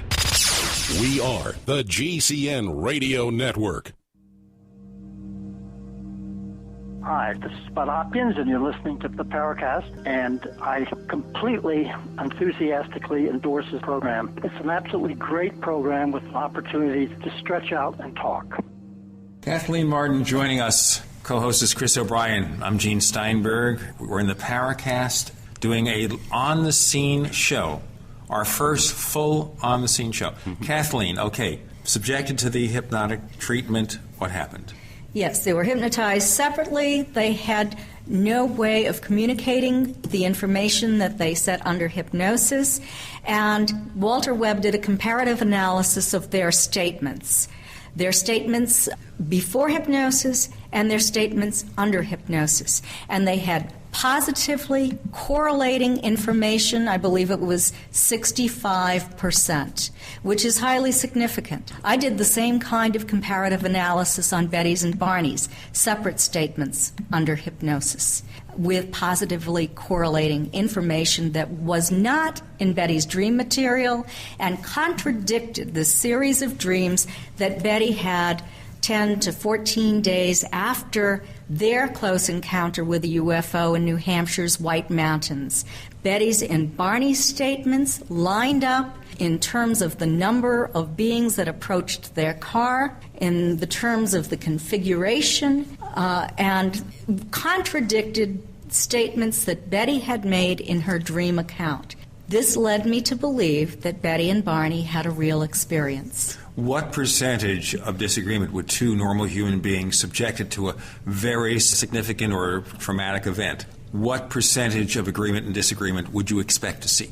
That's difficult for me to state, but if there's very little agreement, particularly when you're asking the number of people who are ETs, who are in a certain location at a certain time, and both of those statements line up verbatim, then I think that that is significant. And certainly over 50% in the case of Janet and Michael, and well over that in the case of Betty and Barney. And in my presentations, I present that evidence, and also my audience listens to the audio tapes of Betty's and Barney's separate statements to confirm that I'm not making this up, that this is true, that this is real. Okay, what is the reality here? Now, there are a couple of theories we can work on here. One, it's what you see. E.T. is here, they're doing something to these people. They're subjecting them to some kind of laboratory experiment. In some cases, maybe it's some other kind of experiential process, and I think Jerry Clark holds an opinion of that. What's your point of view? I think that it runs the gamut. I think that some people are being abducted. There's probably a longitudinal genetic study being done on some individuals. There are other people who I think are having spiritual experiences. There are other people who might be having psychological experiences. And so I think that it pretty much runs the gamut. But I think that there is a small percentage of the population who are really being abducted by these non-human entities who are coming here from elsewhere. Okay, so we're not talking about millions and millions of abductions related to UFOs or ET or whatever. As a scientific investigator, I want to know if there is just one. If there's one that is significant. I don't care about whether or not thousands of people have been abducted. Well, this is the big question. One of the arguments a skeptic is going to make is, okay, we understand maybe E.T. comes here and they want to sample the populace. Okay? They may consider us primitive animals, whatever. We're going to find out what's going on for whatever reason, for motivations that we can't understand. How often do you need to do that and repeat that act before, you've had enough information? Shouldn't there be only a small number, or is this just the college exercise? We cut up frogs, they abduct humans. Well, it seems to me that if it is a longitudinal study, then you have to do it across generations, just as we do with mice and monkeys in the laboratory. Right. That's important. This reminds me of something that I was told by a Native American medicine man in training, lifelong training with his grandfather. And we talked about quite a number of things. And one of the things that came up during the conversation, which is about a 6-hour conversation, was the whole subject of abductions. And he said, I asked him, what do Native Americans, at least in your particular Apache tribe, think is going on in this particular mystery? And his response was very revealing, at least in my mind. And he said, Chris, what people don't get is they're not being taken out of their rooms and being taken up to a ship. The ship actually forms around them.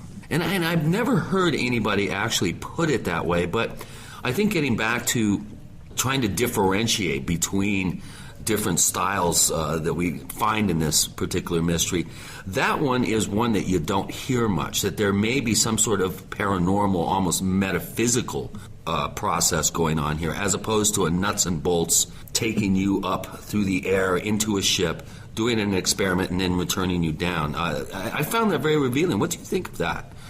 I have become interested recently in the paranormal aspects of alien abduction, because so many suspected abductees have reported to me that they have had paranormal experiences in their homes. Light orbs. There's been what appears to be poltergeist activity. And often this occurred after the abduction, but not before the abduction. So I'm just beginning to investigate this aspect of alien abduction. So I can't speak as someone who is well versed in this. All I can state is that anything is possible. Would you consider the possibility that maybe the entire abduction experience is like, the holographic deck on Star Trek, where it's generated for them, it could be physical to them, they could see, hear, feel, touch, etc., but it's not real in the objective sense? Well, to me, that perhaps that is true in some cases, but I do think that it was real in an objective sense for Betty and Barney Hill, that this was three-dimensional mechanical craft, and that these were real entities, that They had substance, they had bodies, they were living, they were breathing. Chris? Well, yeah, and I think that the one thing that comes through, I think, in loud and clear for me is there's really an attempt, and Kathleen, I really appreciate your candor in this regard. There's an attempt, I think, out there in the abduction field to try to come up with a one-size-fits-all answer to this. And I personally feel that there's too much contrary evidence to suggest that there is a single explanation for this particular mystery. And I do have a sense, and I think you as well are starting to have a sense as well, that there may be something more going on than just a single one-size-fits-all explanation. Absolutely. Whenever someone tells me that they have all of the answers, I become suspicious. This is a learning process for all of us researchers, and I certainly don't have all of the answers. Yeah, but I love your insight. Well, thank you. Okay, let me go back to one thing here very briefly, and we'll get on to other subjects in our final segment here. Okay. The person that Dr. Jacobs has a problem with. Now, is this going to follow him for the rest of his life? How does he combat the situation? And other than just taking the person on, which I have said was a bad idea, I said I should give you a slap in the face for that. What does he do to resolve the situation? Can it ever be resolved? Can we figure out actually what happened to this woman and whether she really had some real experiences there, and maybe it made her go off the deep end? Maybe that's part of the problem. We don't know. We're talking to Kathleen Martin. She's co-author of a couple of books with Stanton Friedman, one of which was Captured, which, of course, relates to the case of Betty and Barney Hill, and she knows more about the Betty and Barney Hill case probably than most anyone else around now because of her participation in the family and everything else in her personal investigation. I'm Gene Steinberg. Chris O'Brien's the co-host. You're in the Paracast.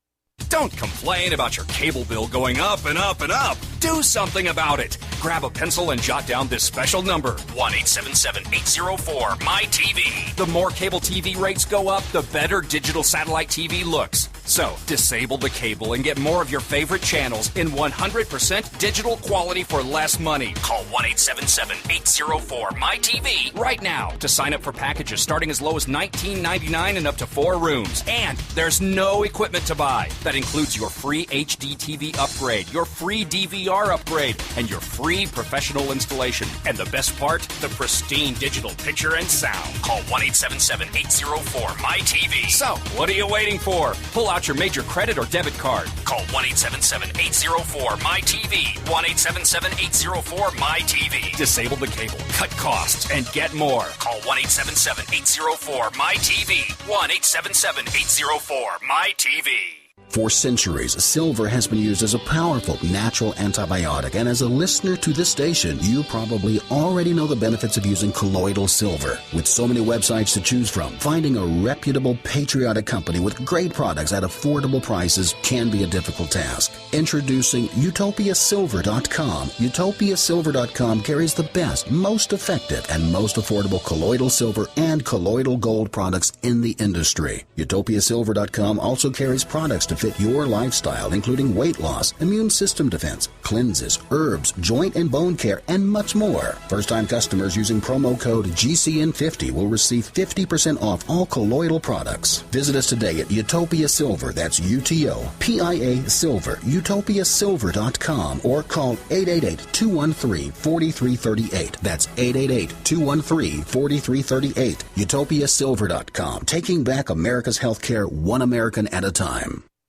Go solar for cheap. Want to use solar power but the price is too high? Now you can build your own solar panels for less than $200 at 123cheapsolar.com. Don't laugh. We've sold over 45,000 solar do-it-yourself kits. Watch the step-by-step videos that even non-handyman types can use. We offer a 60-day money-back guarantee. Go to 123cheapsolar.com or call 800-713-0486. 800-713-0486. Reduce your foreign oil dependency when you go green with 123cheapsolar.com. Hi, this is Ted Anderson. Have you ever wondered why banks, stockbrokers, investment advisors won't talk about gold IRAs? They've been available since 1986, yet the financial industry won't recognize the value of gold for your retirement. Gold has outperformed paper investments, yet no word about IRAs. If you would like to have gold for your retirement, call 800-686-2237. Don't get left behind by rising inflation and low returns. Call 800-686-2237. Secure your future and call 1-800-686-2237. If you owe money to the IRS, you can't make the problem go away by yourself. But with the help of Dan Pilla, you can get your problem solved once and for all. Hi, I'm Dan Pilla. For 30 years, I've helped thousands of people solve their tax debt problem, and I can help you solve yours too. We take a very simple but proven 3-step approach to solving your problem. First, we stabilize IRS collection actions so you don't have to worry about the IRS seizing your bank account or paycheck. Next, we build a comprehensive plan to get your tax debt reduced to the fullest extent possible, sometimes even completely eliminated. And finally, we work with you every step of the way to get your problem solved once and for all. Call us for a free consultation. Call 1-800-346-6829. We'll work together to get your problem solved, guaranteed. Dan Pilla has been protecting taxpayers from the IRS for 3 decades, and he can help you too. Call us today at 800-346-6829. That's 800-34-NO-TAX. Are you tired of searching for great talk radio? Something more important. Search no more. We are the GCN Radio Network.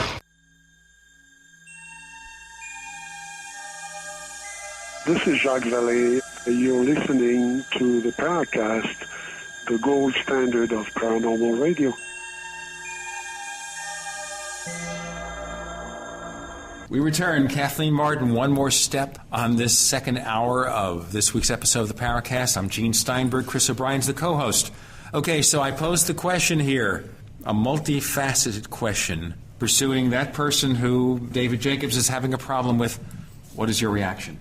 If we want to do an investigation of her case, then we have to allocate the funding for psychological testing, for personality profile testing, to see if she actually does have a personality disorder. That might cost a lot to get to the bottom of that one. And it certainly would cost a lot of money to get to the bottom of that one. I really don't have an answer on how this can be resolved. If it's going to be resolved legally, I don't know. I think it's going to be a lawsuit. And they brought in all that stuff she's done. It would be laughed out of any courtroom in the world. Goodbye. Kaput. It's not going to work. There's nothing, even if we can say, and I don't know, again, I don't know, that Dr. David Jacobs was in over his head. He didn't handle this properly. I certainly think hypnotizing somebody who was 12,000 miles away over the telephone, he didn't handle it properly. No matter what, you can't sue him for that. No, and I believe that she signed a contract stating that he was not liable for this. I didn't know that, really. I believe so. I did see his contract. I asked him 2 or 3 years ago when we were together. And he either showed me the contract or he told me about the contract. And I don't think that he has legal liability. Did you know that, Gene? No. If my memory Maybe I is did correct. and I forgot. You know, it doesn't matter. My age, of course, you know, the gray matter disappears. Okay, so Dr. Jacobs, let's move to one thing about it, the fact that he believes that the aliens are here to create a hybrid race. Okay? Is that something you're seeing any indication of in your investigation? Certainly some of the people that I work with believe that that is going on. It's all hearsay. It's information that's been recovered through hypnotic regression. And I don't have an opinion. It's sort of, as Stan Friedman would say, it's in my gray basket. I don't know. Okay. How then do we really get to the bottom of this? Let's look at the next 6 or 7 minutes here we have left. Let's figure a way to investigate this phenomenon and understand what's going on. Because right now, of course, as we see in the UFO field, we have people shouting at each other, which does nothing. That's typical of the UFO field. We have people trying to understand, but have we learned that much after the Betty and Barney Hill case? What insights have come? I think that in terms of investigation, is that what you're asking? Sure. What Yes. if we learn after that experience in subsequent cases? What can we do to move to the next level? Well, first of all, funding has to be allocated. And that is the key to being able to do a good investigation. We need to look, in my opinion, at the physical evidence. We need to be there immediately. We need to collect the forensic evidence. If any of that can be examined in a scientific laboratory, that has to be done.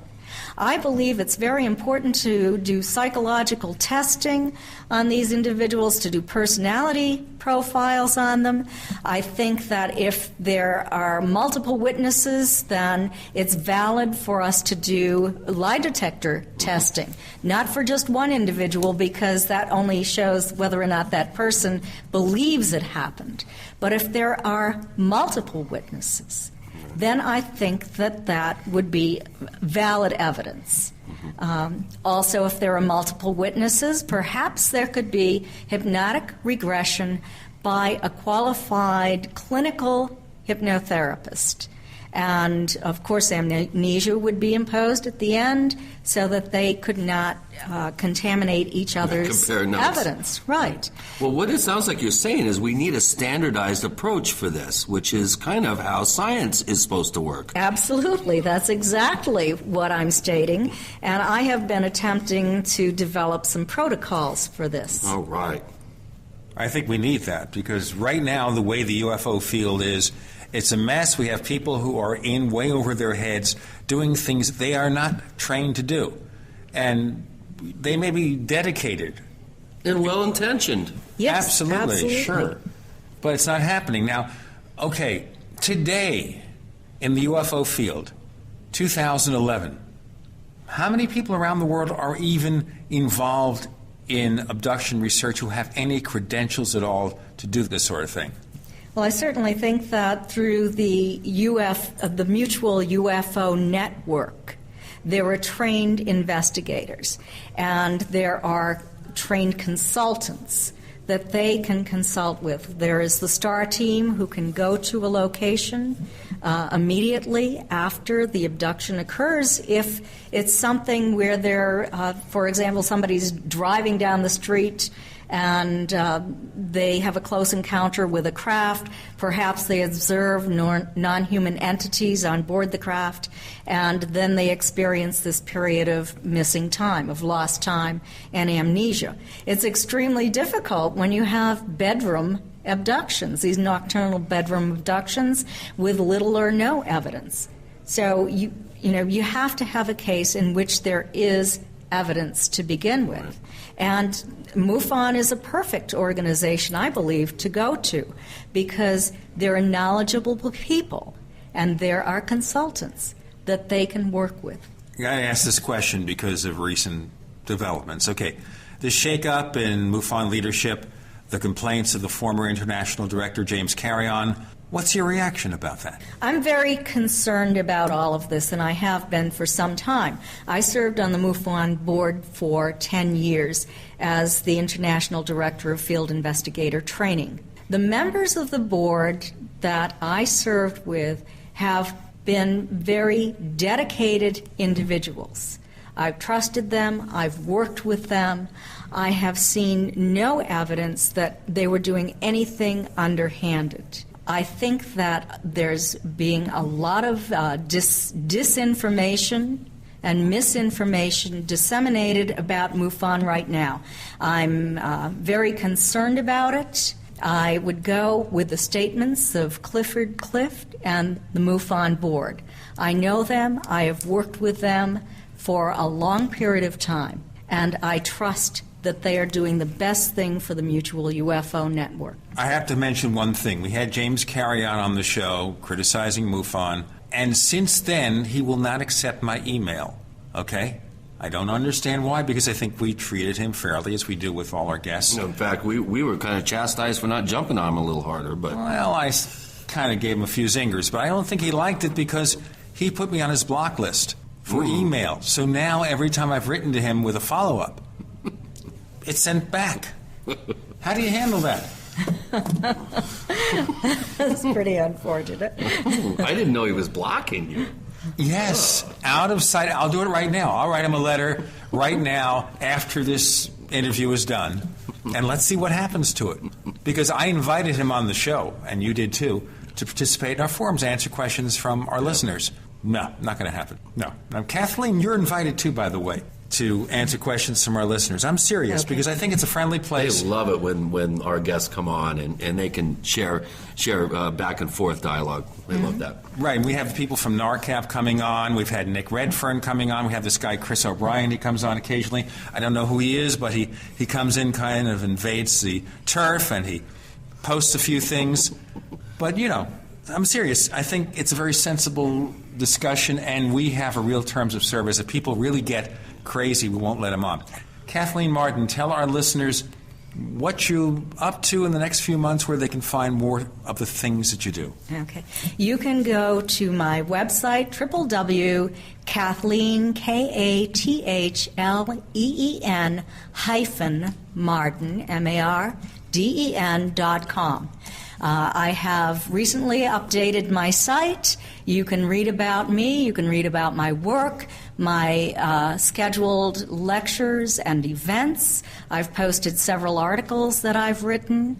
I even have a guide, a tourist guide. So if you are going to the White Mountains of New Hampshire and you want to travel along Betty and Barney Hill's Close Encounter route, you can go there. I have a guide for you to follow for your self-guided tour. This is a very exciting year for me because this is the 50th anniversary of Betty and Barney's UFO experience. I've just been contacted by the state of New Hampshire, and there is going to be a historical marker erected and a celebration. Fascinating. That is interesting. Kathleen Martin, thank you so much for joining us this week on the Paracast. It was my pleasure to be with you. Thanks for having me.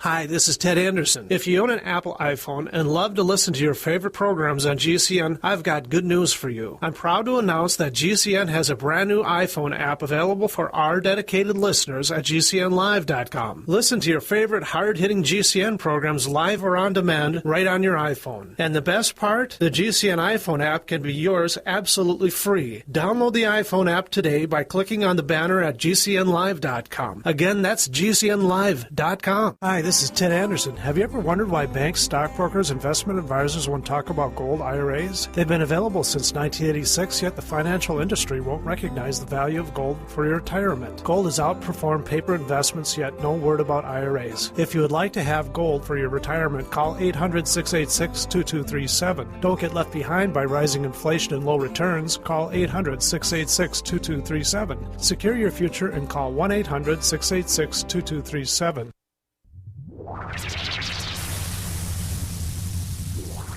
Welcome back to the Paracast, the gold standard of paranormal radio. And now, here's Gene Steinberg. So, Chris O'Brien, somebody said that you look like a shadow man. Yeah. Would you explain that? Well, I had a Native American. I was walking actually down to the casino, to the sushi bar, and I was in full regalia, had my black hat on and my bolo and the whole deal, and he goes, Pathfinder. But I guess I'm a shadow man Pathfinder. I'm kind of dressed all in white except the black hat. Chris O'Brien, on the Paracast this week, you and I are on location at the International UFO Congress on sacred Indian ground just outside of Fountain Hills, Arizona, which is near Scottsdale, Arizona. So it's been a pretty exciting venture here because crowds are really good. I'm surprised. I wonder that if people could still, after all these years, attend UFO conferences in fairly decent numbers. I am absolutely amazed. The Open Minds organization did a really good job. This is one of the best conferences I've ever been to. If you're looking for FDA-approved radio, you're listening to the wrong show. This is the Robert Scott Bell Show.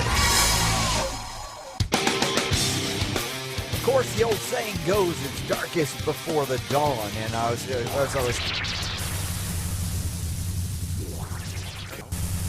book.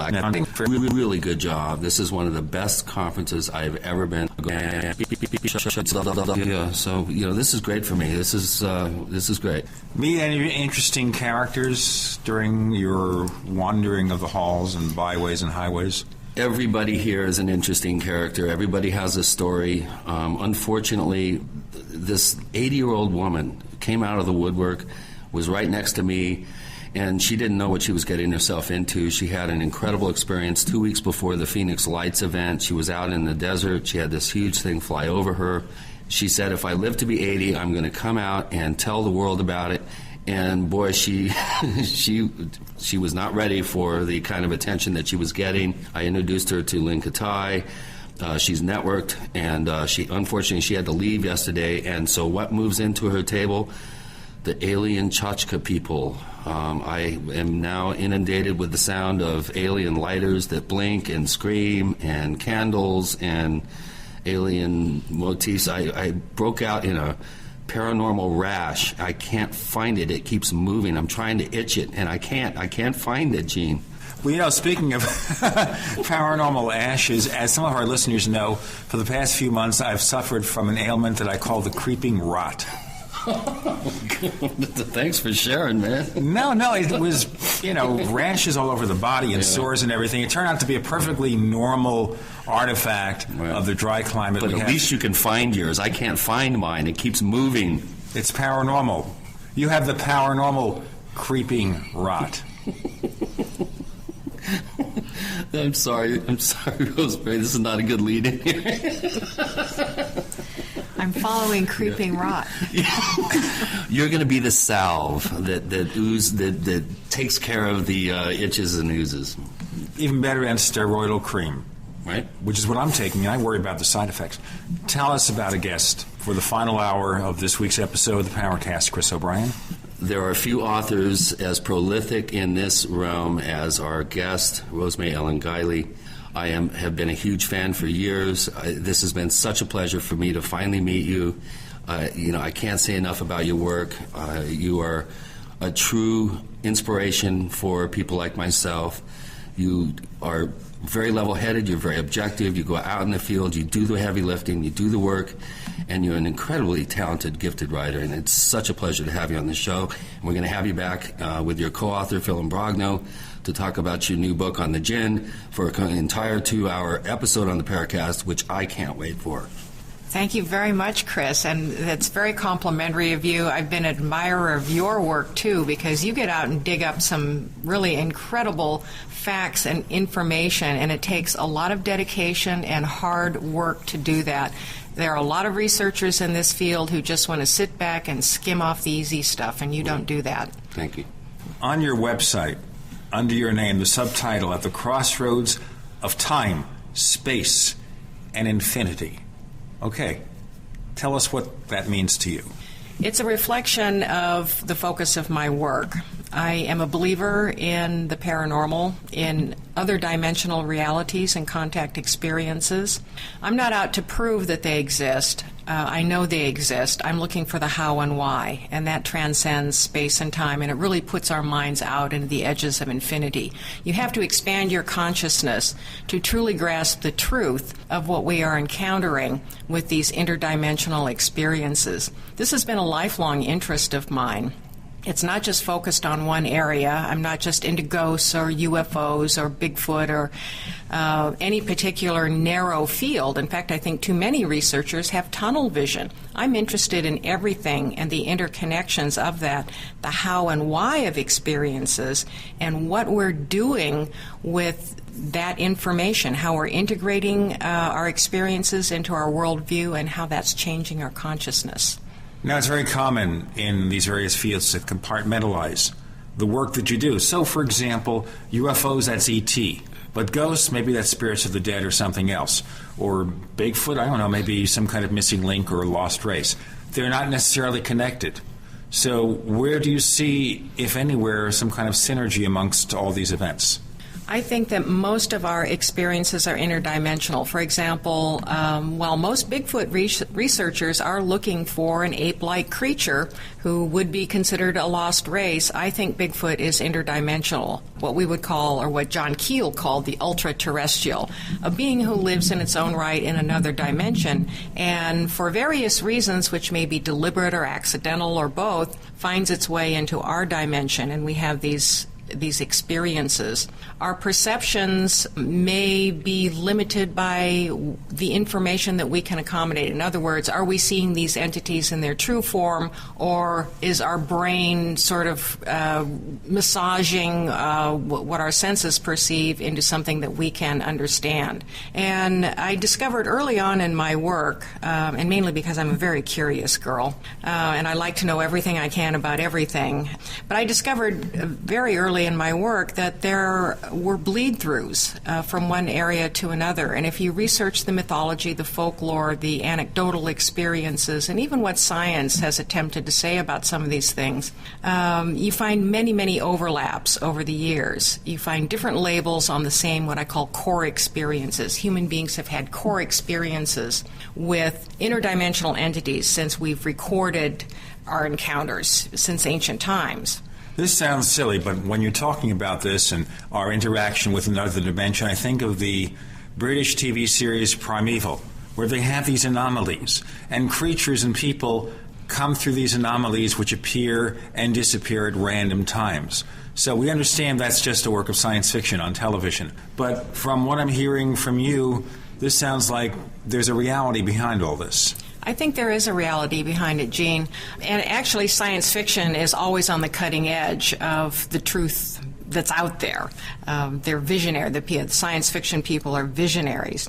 But I discovered in researching these narrow-focused areas that you can't contain them within neat little boundaries. And in fact, the paranormal is really like quicksilver itself. You can put mercury into a container, but if you take it out and try and press on it, it squishes into a million different directions. And that's exactly how the paranormal reacts. And by paranormal, I'm including what I call broad-spectrum phenomena. That would be everything angels to zombies and everything in between, including UFOs. Ufologists don't like to consider themselves paranormal. The paranormal people aren't interested in ufology. The Bigfoot people don't care about ghosts or UFOs. And yet, for example, if you talk to some of the leading Bigfoot researchers, they always, if they spend enough time out in the woods, they always see mysterious lights in connection with Bigfoot sightings. So there are common threads that connect everything. Take the vampire, for example. What is a vampire? Well, you've got elements of the incubus, the succubus, the nightmare hag, the poltergeist, and mysterious creatures, and the returning dead. So where do we draw the boundaries? Rosemary Ellen Guiley making her first appearance on the Paracast, but there's going to be a joint appearance, we hope, between her and Phil Ambrogno in the very, very near future. Chris O'Brien's the co-host. I'm Gene Steinberg. You're in the Paracast.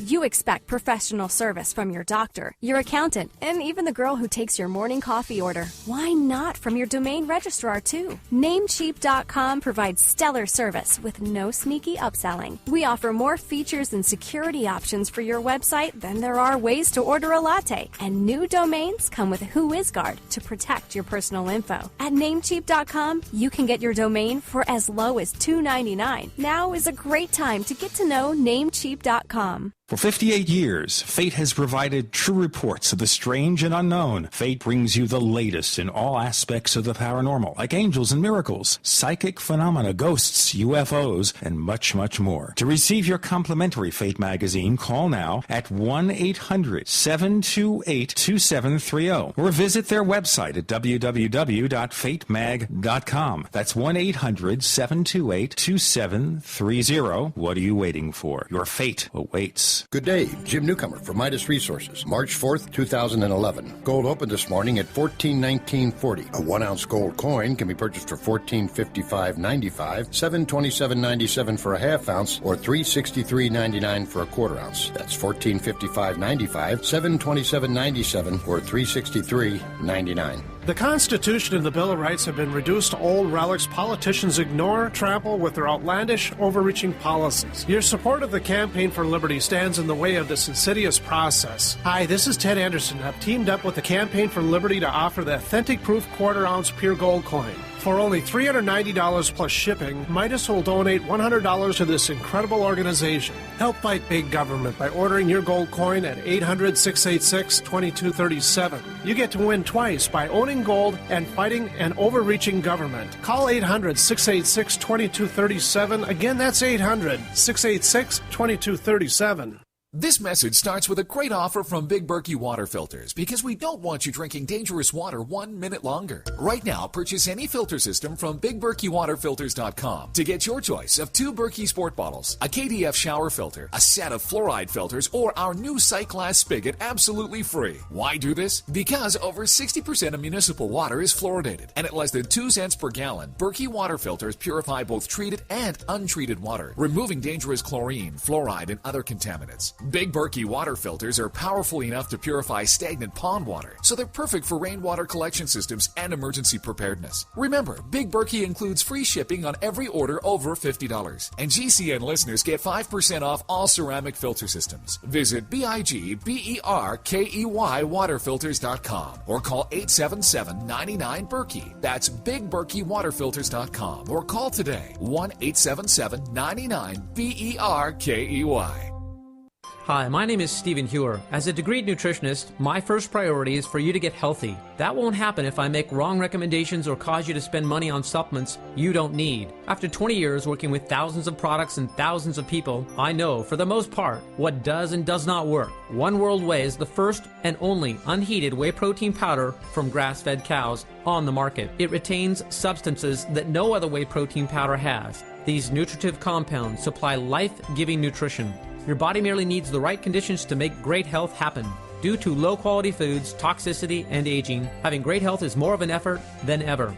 One World Whey is the superfood of the century, and when added to your diet, it promotes energy, detoxification, muscle gains, fat loss, and overall radiant health. Call 888-988-3325. That's 888-988-3325. Or visit oneworldwhey.com. That's oneworld, WHEY.com.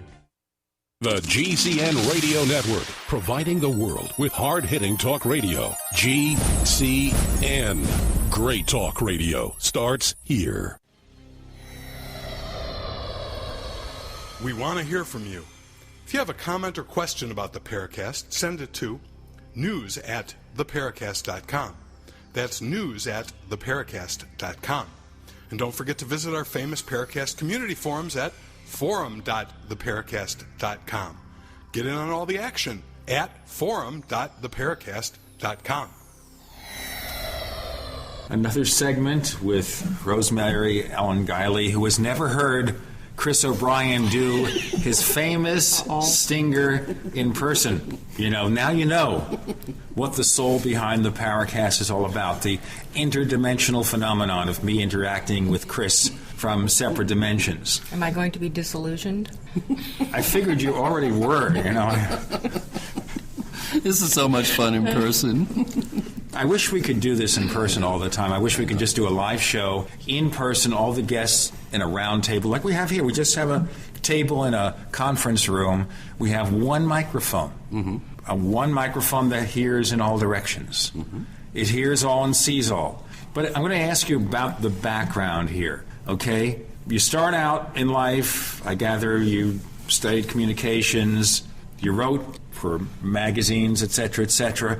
What attracted you to the crazy quilt world of the paranormal? It was a combination of things, Gene.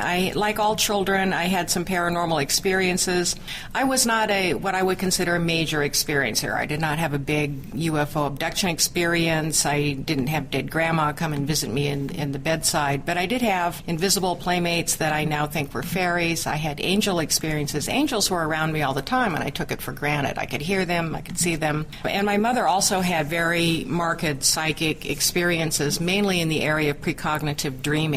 Precognitive dreaming in what respect? She would dream future events that would come true, and they usually related to deaths. deaths of people. Sometimes she knew the people, sometimes not so well, but they were always upsetting. The dreams had certain characteristics to them that when it was a combination of these characteristics in a dream, she knew that it was one of those dreams, and they were very upsetting to her. She also had visitations. She was very unsettled by the paranormal and really wanted it to go away. She didn't like that, but I was intensely curious, and when she shared some of her experiences with me, I wanted to know more, especially about precognitive dreaming. By the time I was a teen, I was studying how to develop my own extrasensory perception more. I experimented with my dreams, astral travel, looking into the future, sending messages, getting messages. Was this a matter of meditating? How did you get into these states to attempt to do all these things? Well, as a teenager, I wasn't really acquainted with meditation. I got one of Harold Sherman's books on ESP. There was a lot of how-to material that he wrote about, and I tried some of the techniques that he used himself, and I discovered I had success with them. So one thing led to another.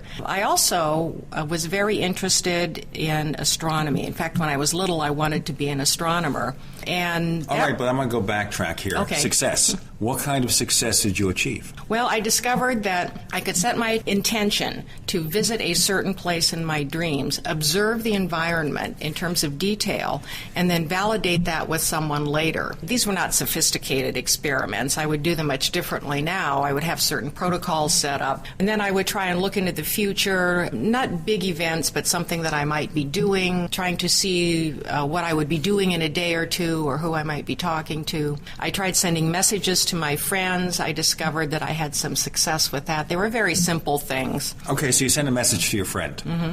And what kind of message, and how did you see the realization of what you did? Well, and it certainly beats texting. It's a lot cheaper. Well, and texting is a little more reliable than dreams sometimes. I would sure hope so. But however, seriously. I've done several books on dreams because I think they're very important in our interdimensional experiences. Well, I agree. Absolutely. But these would be simple things like, this is Rosemary, are you getting my message? And I would focus on a friend, and then I would call that friend up and ask, did you have a dream about me? Did you get a message from me? Were you thinking of me? And I found that there were various ways that we get these messages. And one was in a dream itself, that someone might have a dream about me, and I considered that a connection, a success. The other would be that... Well, the other question would be then, have they had dreams about you prior to the time that you tried to communicate with them? And I can't give you an answer to that because, when you're in your teens, you're not doing sophisticated experiments. Sure, you're just sure. trying to see if something works. I try to be a hypnotist. I even cured, let me tell you, somebody from a smoking habit. I was 19 or 20 years old, and I read a book on hypnotism. And I said, okay, I know how to be a hypnotist. And so I tried. And the person went under. I followed it to the letter. And I gave him the post-hypnotic suggestion anytime he tried to smoke a cigarette, it would have a bitter taste in his mouth. And it worked for a while, until everybody and everyone tried to get him to try to smoke. So finally, they forced him to develop a brand new smoking habit. I gave it up. But seriously speaking here, okay, so you had, as you say, limited success. What about precognition? Did you try to think of an event that actually came true, more than just something that might be assumed at random to have happened? Well, sometimes I tried to see what was going to be in the newspaper the next day. That's a very common psychic test, and I did read about that.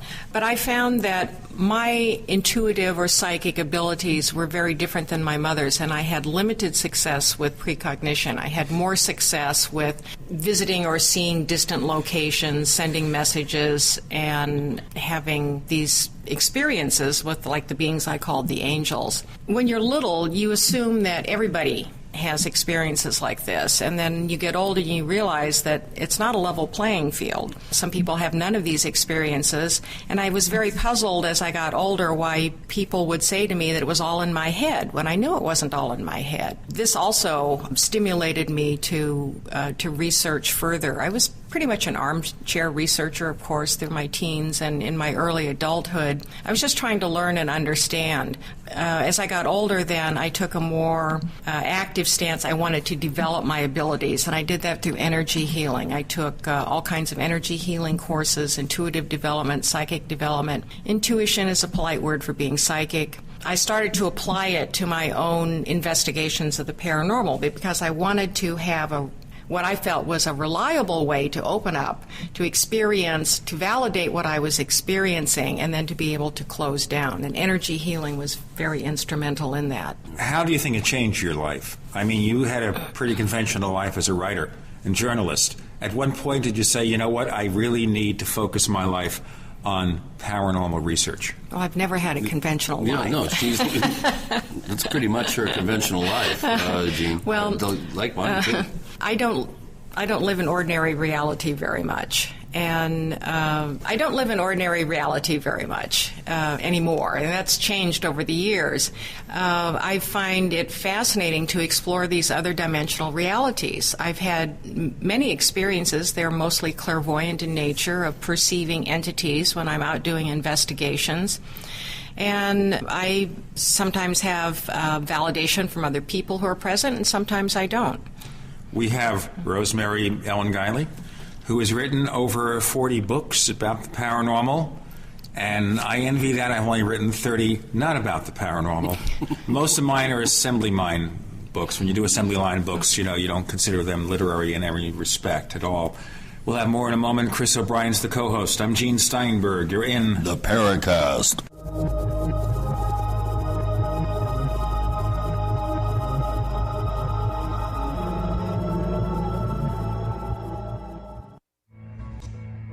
Is there a secret UFO agenda? Do strange creatures from the darkest corners of the mind roam the earth? Is there evidence for mind control, time travel, or devious government conspiracies? Find out the inside scoop on the latest conspiracies, paranormal activity, and Fortean phenomena when you subscribe to Tim Beckley's Conspiracy Journal. It's jam-packed with stories, special book and DVD promotions, and the best news, it's absolutely free, sent right to your mailbox. Plus, a bonus free email newsletter sent out every Friday. Simply send an email with your name and address to Mr. UFO at webtv.net. That's Mr. UFO at webtv.net. Find out what they don't want you to know.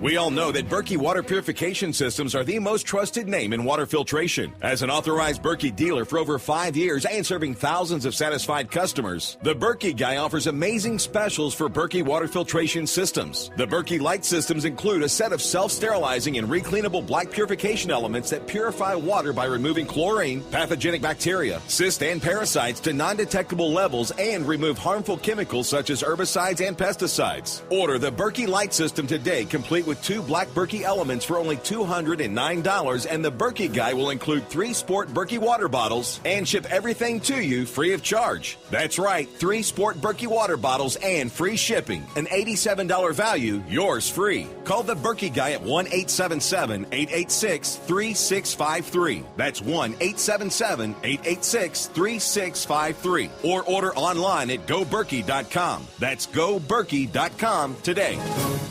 There's mounting evidence suggesting that there are people, governments, corporations, and whole professions intent on short-circuiting humanity's well-being.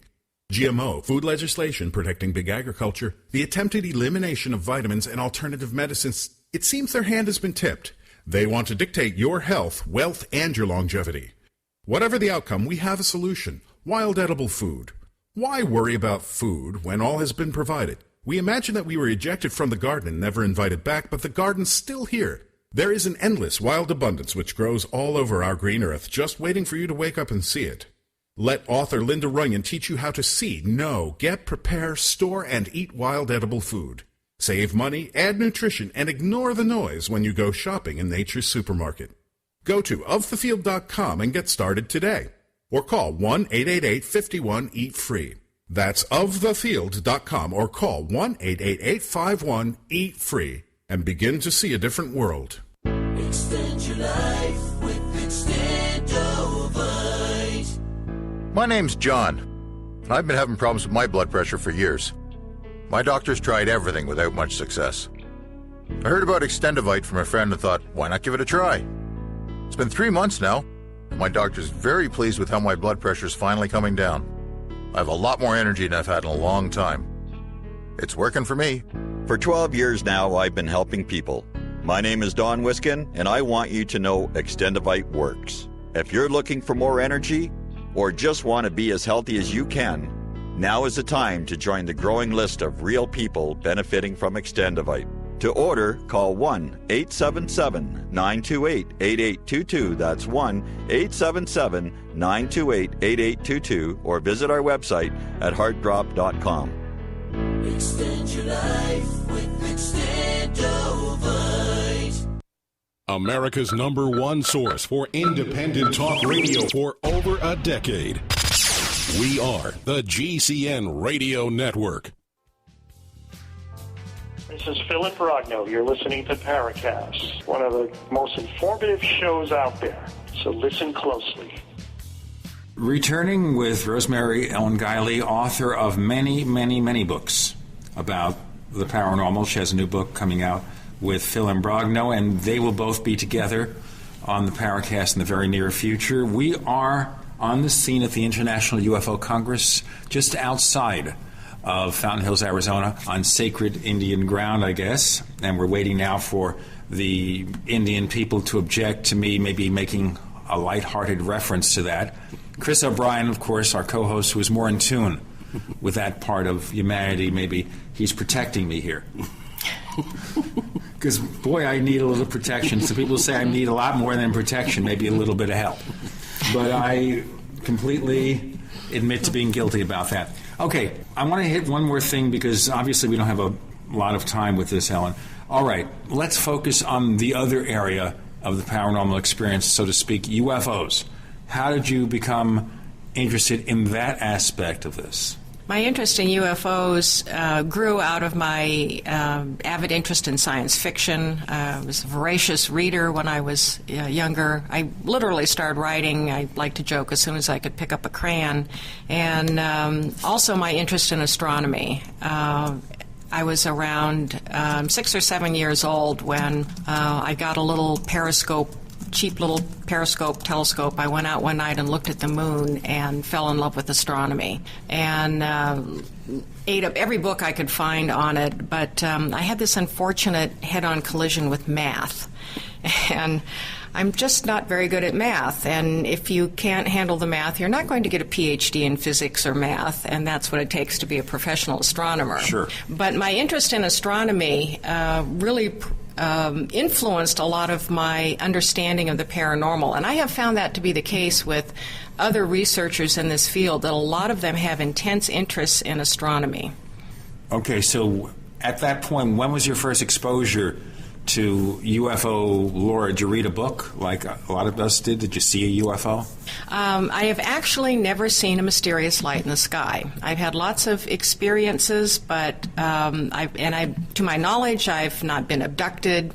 I've had lucid dream experiences with entities that one could consider perhaps to be ETs. Actually, I think ETs are really ultra-terrestrials. They come from another dimension.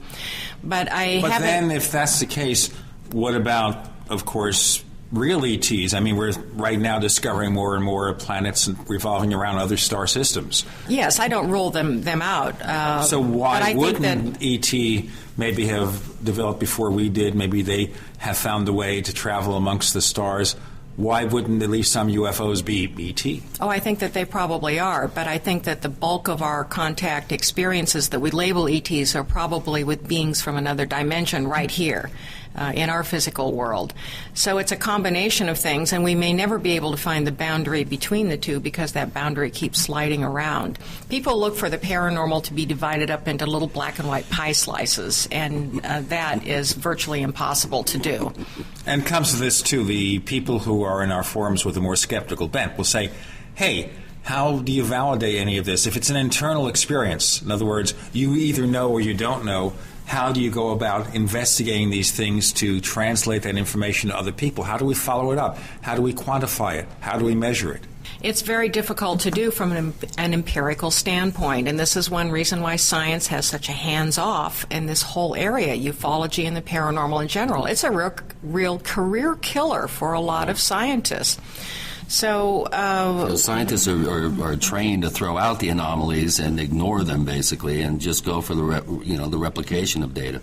We're dealing with subjective experience, and so I think it's important for people to find their own truth. We have these experiences that shake us up, that expand our worldview, that tell us that there's a bigger picture out there.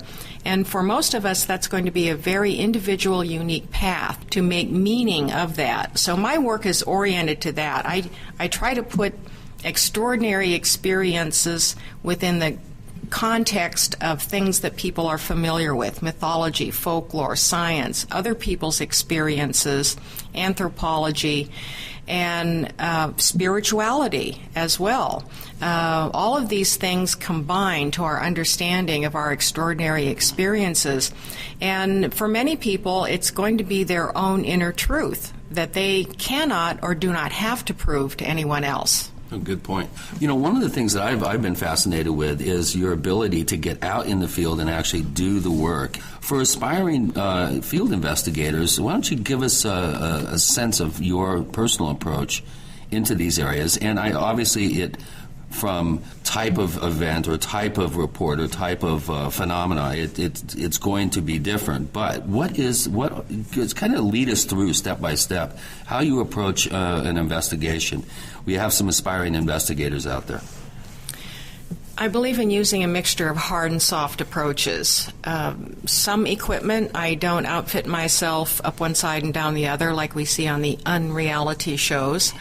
And I also believe in the use of psychics and psychic ability. Well, the unreality shows, largely, they're just props. Sometimes they are, Sure. yes. There are pieces of equipment that I don't think really do anything. They just look pretty cool on TV. Or they run around wearing funny hats. I understand wearing funny hats is really good on some shows. Well, Chris, I don't think your hat is funny. Well, he's a shadow man today. Is that what it is? Okay. Yes. It's my costume. He's got a shadow man hat on. And you're trying to understand or capture or engage with things that are not completely in this dimension. In fact, there's a bleed through of dimensions. So trying to rely just on equipment you're destined for failure if all you bring is equipment and expect that to do the job for you. If you stay in the paranormal, you're going to be engaging your psychic senses. And everybody has that ability to some degree. The more work you do, the more that flowers on its own, and it has to be acknowledged and used in the field. So I don't go in as a psychic, and I've never really billed myself as a psychic, and I don't want to work that way. But nonetheless, I use intuitive and psychic impressions as part of my experience of an investigation and my analysis of it. So that's an important tool in the toolkit, in other words. Yeah. It is, and when I work with a lot of ghost hunting groups because they've been so popular in the past few years, and people often ask me what they should do, and I say the number one thing you should do is establish a practice of daily meditation. And regardless of whatever your spiritual underpinnings are, use that as the basis. Meditation is one of the best ways to open up your subtle senses, and also to improve the buffer of energy around you. You're often engaging with phenomena that can be incredibly destabilizing. And people will go jumping off the diving board into the deep end of the pool because they want to be instant investigators, and they wind up getting very destabilized by what they come up against.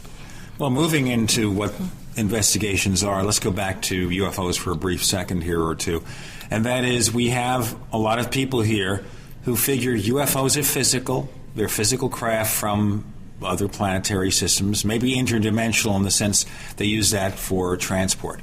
Okay, the government knows this. Therefore, the government is honor-bound to tell us. They want disclosure. They want the revelation that we're being visited by ET or something. But based on what you say, this can't possibly happen because it doesn't work that way. Well, I think a large part of it doesn't work that way, but there may be some hard evidence out there.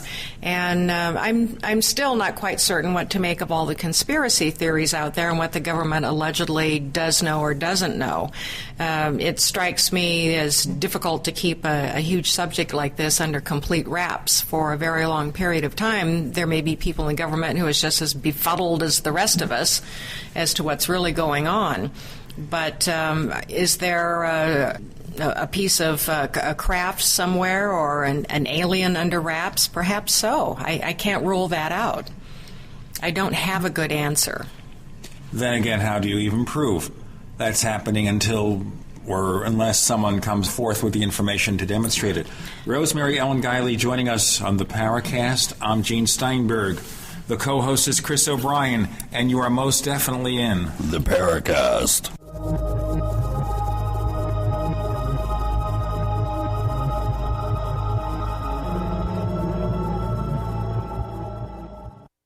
Graphic Converter is the image manipulation tool for the rest of us. It does not use any database. You get full control of all your files. Want to view the images of a folder? Drag it into Graphic Converter, and a powerful browser opens up to show your image files. You could use it for slideshows. You could use it to import images from digital cameras or from scanners. Need to do some image editing? You can do that too in Graphic Converter. Also print catalogs. Convert from so many formats I can't even list them. Download now to see if Graphic Converter is good for you, like 1.5 million other users. Guess what? You could save money when you buy Graphic Converter. Use the coupon code Night Owl. Use the coupon code Night Owl to get a special price for Graphic Converter. Go to lemkesoft.com. That's LEMKEsoft.com. lemkesoft.com. LEMKEsoft.com.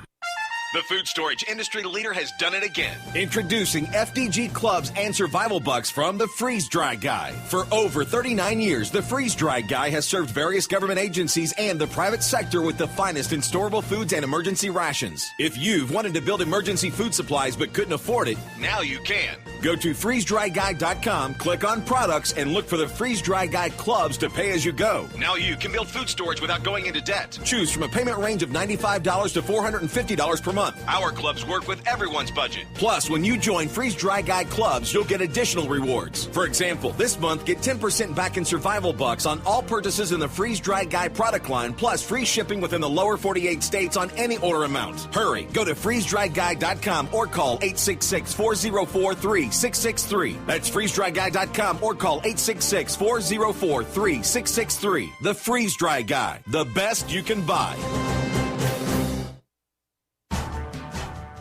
If you owe the IRS money you can't pay, then listen carefully, because you already know that the problem won't go away by itself.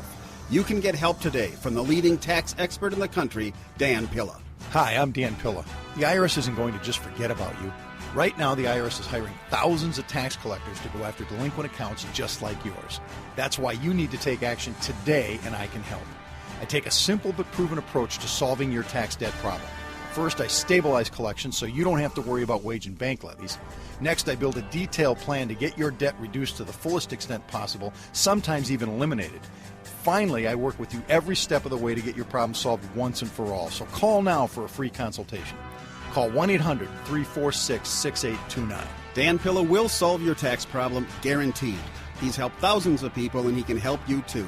Call us today at 800-346-6829. That's 800-34-NO-TAX. Normal blood pressure, naturally. How would that make you feel? I'm Don from New Mexico. January of 2000, I had a heart attack. Then my real health began going downhill, and I had high blood pressure, high blood sugar, poor vision, and I really wasn't sleeping well. I was a mess, pretty much. Don reports dramatic improvements with Heart and Body Extract. I started taking Heart and Body Extract, and from within a few days, I started sleeping a lot better. My blood pressure normalized, my blood sugar normalized, and my sleep really did improve. Experience these benefits and more when your body gets what it needs with the assistance of Heart and Body Extract. Order at hbextract.com or call 866-295-5305. That's hbextract.com or call 866-295-5305. Folks, I did not expect this at all. By the 7th, 8th, and 9th day, I saw dramatic improvements from taking Heart and Body Extract. Details at hbextract.com or call 866-295-5305 for Heart and Body Extract. Are you tired of searching for great talk radio? Something more important. Search no more. We are the GCN Radio Network. Hello, this is John Burroughs, one of the witnesses to the Rendlesham UFO incident. You're listening to the Paracast, the gold standard of paranormal radio.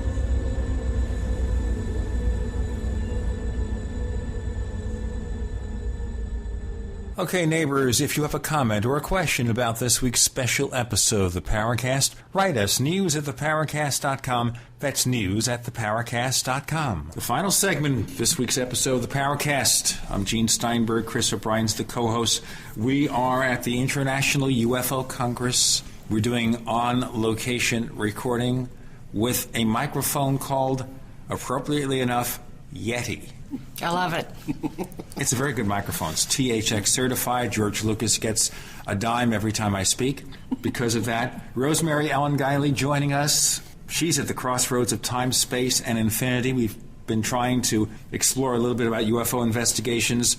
Okay, let's go to Bigfoot, for example. So is Bigfoot, even if Bigfoot comes from the seventh dimension or whatever, is it a physical creature that has some kind of physical origins? What? I don't think that Bigfoot is physical in the sense that we understand physical in our environment, but I think Bigfoot has some sort of form in its own reality. A lot of these extraordinary experiences across the board are with entities who seem very solid. They often initially look very solid to us, and yet they have the ability to vanish into thin air, to go through walls, to shapeshift into something else. Okay, shape-shifting. So, for example, Bigfoot looks like, you know, a big overgrown kind of ape or ape man or something like that, or just a hairy human. What does it change into? I don't know if Bigfoot shapeshifts. To my knowledge, I don't think we have any accounts of people seeing Bigfoot shapeshift, but does Bigfoot have another form in its own reality? Does it appear to us in a different form when we see it in our reality? These are questions that we don't really have any good answers to. Yeah, and one thing that I think it should be mentioned is there seems to be a connection between Bigfoot and UFO sightings. You kind of touched on this earlier, and one of the things I think ufologists should be doing, instead of throwing out the data that Bigfoot is around during a UFO sighting wave, they should embrace it and entertain the thought that maybe there could be a connection. And the reverse is true for Bigfoot investigators as well. And this is something that I try and convey to the various aspects of what I call the paranormal community in general, that if you're going to truly understand what you're dealing with, you have to look across the board. You can't limit yourself to ghosts or UFOs or Bigfoot or cryptids or Mothman or fairies or angels, whatever you're interested in. They're all interconnected. You don't need to be an expert in everything, but you should be somewhat versed in how other entities are manifesting and how people are experiencing them. Now, we had a really interesting breakfast this morning together, and one of the things that came up was your cutting edge work here with Phil Imbrogno on the gin. And when we have you and Phil back, we're going to be going into this subject in depth. But in the brief time that we have left, let's talk a little bit about this new buzzword that a lot of people are starting to become aware of, and that's the jinn, which is a kind of a Middle Eastern version of a very multifarious type of a phenomenon. Why don't you establish this a little bit for us? The jinn come out of Middle Eastern folklore. They're ancient. They come out of ancient Arabia and Persia. They were originally like the wind demons, the entities who always cause problems, upsets, anything that went wrong could be blamed on the jinn. In lore, they are supernatural entities in their own right. They live in their own world, which we would consider a parallel dimension. And they have shape-shifting abilities. They have an interest in human beings. Some of it's benign, some of it's neutral, some of it's negative. And many of our experiences with jinn tend to be on the negative side because I think those ones are more willing to act out. They were absorbed into Islam. And the story that is explained in Islam is that when God created human beings, he told the angels and the jinn who pre-existed them, humans, he told the angels in heaven to bow down before humans, and the angels complied because they have no free will. But the jinn have free will, and the leader of the jinn, Iblis, refused because he felt that human beings were inferior, and for that he was cast out. He and his followers were cast out. So to explain this in modern terms, it would be that the jinn were here in paradise, which is the world we exist in, and they lost their homeland to make way for us and were shoved off into a parallel dimension. They are made of smokeless fire, according to lore, which in modern terms translates to plasma. And so they have the capability of being very good shapeshifters, and this is upheld in the lore and also anecdotal experience. Sure, the genie in the bottle. The genie in the bottle is how they got trivialized in the West. And, of course, there are stories about the jinn and what became genies in the Arabian Nights stories. When the term jinn was translated for the